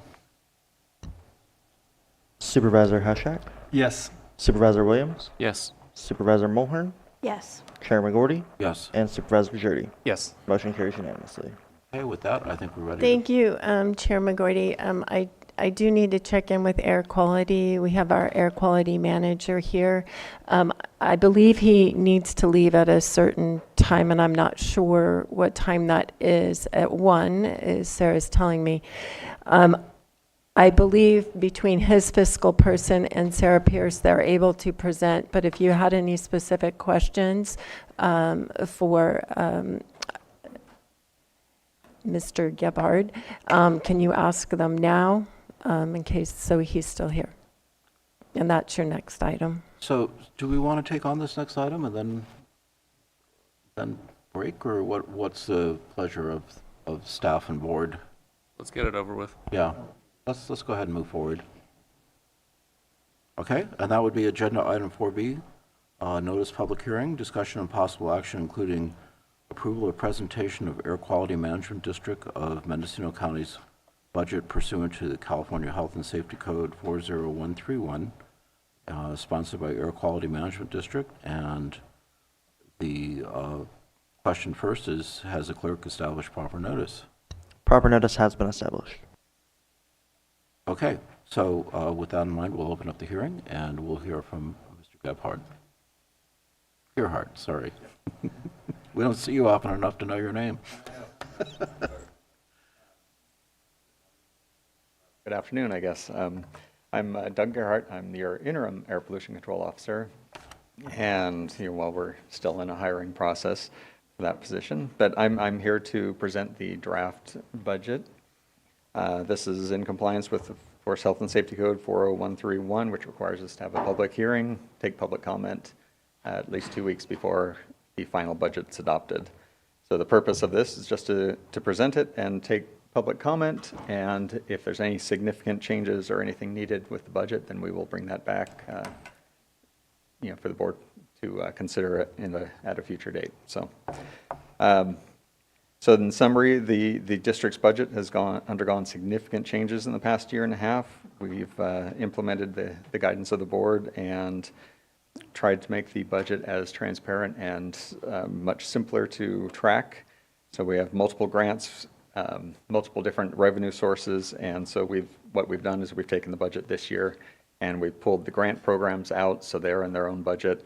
We have the operating budget is its own budget unit, so now we're able to track where the money is better. We can monitor what's being transferred back into operating budget for district operations from those grants, so there's not this just nebulous amount of fund that everything kind of comes from. So we're trying to improve that process, make it simpler to track, and make reporting, especially for those grants, much easier. Right now we have 8 grant programs. With the 9 grant programs, kind of the 9th one comes and goes. So there's a lot of funding revenue sources, plus we have motor vehicle fees. So there's a lot of things that have to be tracked and have to be reported. Now I have to say that this, the draft budget, we are balanced, but it's not truly a structurally balanced budget. We are relying on grant administrative funds, on some motor vehicle fees, things that we wouldn't normally rely on for operating budget. So in bringing this all together, we've had to pull some other revenue sources and rely on some things that I would prefer not to, but in order to balance, we need to have that. We don't expect to actually pull some of those funds because we're down 3 staff. So we budgeted for the full staffing, but we think there will be significant salary savings this year, so we shouldn't have an impact on those one-time funds. But that said, we are working on a new fee study, and so that fee study, once we have results, we'll come back to this board for consideration of how to move forward. So that'll be in probably 3 months or so before that's completed. Now the district operating budget, right now we're requesting about 1.4 million for the total budget. We believe that we're going to be significantly below that due to the vacancies. And then there are a lot of changes that you'll see in some of the documents that are attached. A lot of the categories have gone up and down significantly, and a lot of that is due to the realignment of where expenditures are coming, what categories they're actually coming from, to make sure that we're actually tracking them better and capturing so that we can track them for future years and be able to see what the changes are. So there's a lot of transition this year that occurred. So I can't provide you with really a good picture of how things have changed since last year, because we've done a complete kind of revamp of the budget to make it a lot more transparent, I hope, going forward. So with that, that's the draft budget. If you want details, then we can go into details, but that's the summary of it. And then if we have comments or any significant requests, then we will look into those and bring those back to you. Supervisor Haschak. Thank you, Chair McGorty. So I certainly appreciate your your involvement in this and the presentation of the budget. It's very clear about what's happening. Just as far as the workload goes, without those 3 staff positions filled, how is that affecting your ability to get the work done, you and your team? Well, I have to say, a few months ago, we lost an engineer to Sonoma County. And what that does is that creates a significant delay in processing things like permit applications. So new businesses coming in or people wanting to change their facilities, getting permits takes a lot longer right now because we are short that staffing. We have two engineer positions. One of them does primarily monitoring work and one does primarily permitting. So now one engineer is doing both of those things with the other staff assisting. So with that, and plus we've had almost a complete changeover of staff over the last couple of years. So we have 2 long-term staff and the rest of the staff are very new. So there's a lot of training involved and a lot of getting people up to speed. So the issue right now is it's just delaying the workload. So we're trying our best to not impact people that really need to move forward with projects and things, but that also puts other projects and reports to the state and things that we would be normally doing, grants, those have to be delayed while we get the essential workloads done. So we have a grant that we've been trying to get done since I started helping a year and a half ago, and that's still sitting because we can't get to it because we don't have the staffing to move that priority forward compared to getting the permits done and the things that have been delayed significantly. So Yeah. Well, thank you for your efforts. you're welcome. Appreciate it. Supervisor Williams. Is the staffing difficulty primarily due to wages not being competitive? I will say yes, it is. We lost the one to Sonoma County because of wages, and recruitment has been a challenge. And it's maybe not the wages themselves are fairly competitive. It's the wages plus finding a place to stay and live here that is a challenge. So, and that's not unique to Mendocino County, but that is a challenge in the recent years, is finding a place to live with the wages and everything that are available in the region. I know this is would be a big change. Anything involving the state and lines is a big change, but does it make sense to have an air quality district here rather than merged with one of the neighboring? Is there some way or is there a looser way to accomplish that same merging, something like a JPA? There's lots of possibilities. It would have the only issue that you would run into would be you'd lose a little bit of control. So if you're merged with, say, Sonoma County or with North Coast or Lake County, whichever one, you would have a joint board of some sort. So then you would have decisions being made for one county or the other that are made by a board comprising both Lake and Mendocino representatives or Sonoma County Mendocino representatives. So you lose a little bit of control, but you do probably gain some efficiencies. And we might leverage some of the staffing ability of our neighboring counties. Right. So I would move the recommended action. Second. Okay. Any further board discussion? Just briefly, with all the turnover in the department, if a member of the public had a question that was kind of like a high-level question, who would they go to? Would they go to you? Who would they talk to? Well, if they just call the office, if it needs a high-level response, then the staff will get it to me. So, and either directly or they'll get them to me directly, or I'll give them a direct call back. So. Okay. Yeah, thank you, Doug. We really appreciate your effort, and I know whenever I've called, you've been extremely responsive, which I appreciate. At the moment, what is our percentage of staffing? We have, 5 of 8. We have 5 full-time positions filled of 8 total, so. Okay. All right, thank you. Thank you. Any other questions from board members before you leave? Yeah, just going off of that idea about creating efficiencies, and if there is a JPA that we could pursue and create efficiencies and economy of scale and all that, then is that something that you could pursue on our behalf? You would have to decide, which agency would you like to look into? And I could work with county admin to. Which sort one out will the take process. Yeah. So, I mean, I can work with county admin to. Well, to I'd try like and to figure see out a that process happen, right? and see. If that's a possibility. Yeah. Okay. It seems like Lake County would be the logical one because their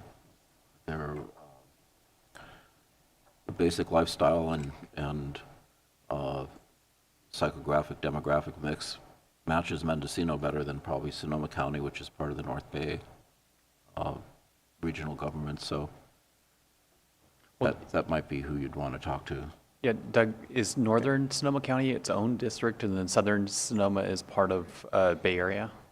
Correct. Yeah, Healdsburg to Windsor North is the Northern Sonoma Air District. It's basically a third of the county, all the way out to the coast. So, I mean, and then the rest is part of Bay Area. Conceptually, you could almost see a Northern Sonoma, Lake, and Mendocino combined administration. Right. Even if they were on paper 3 districts. Yeah. Okay, well, we'll investigate that and see if something is feasible. Okay, so before we close the hearing, I guess we have public comment. Is there anyone in the room who wishes to make a comment?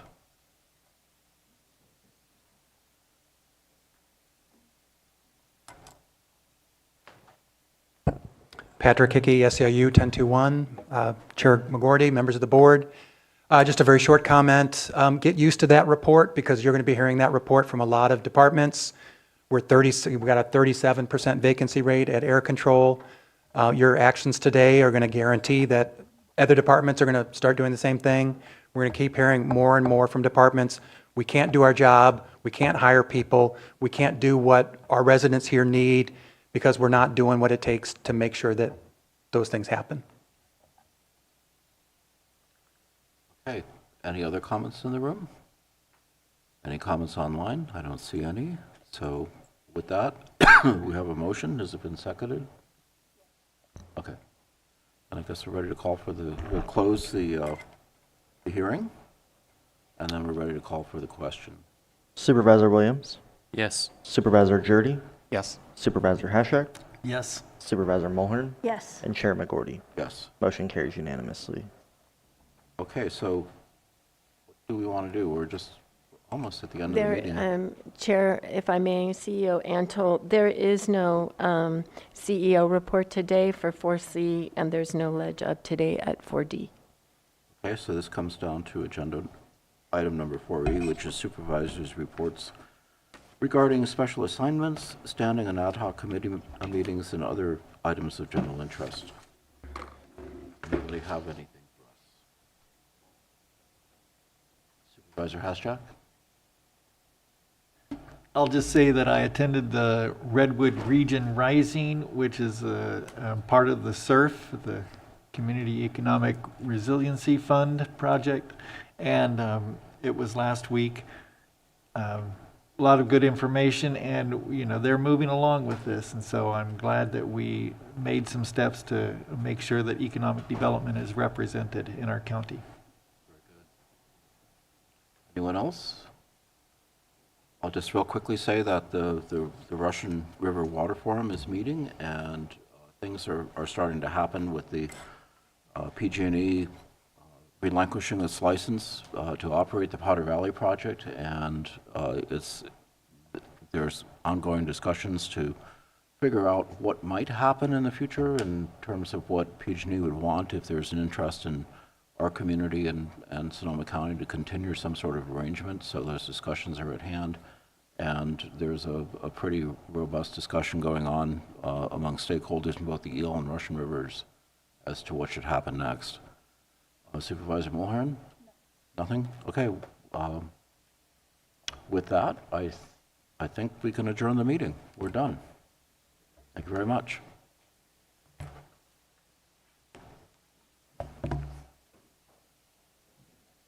Wow. Unanimous.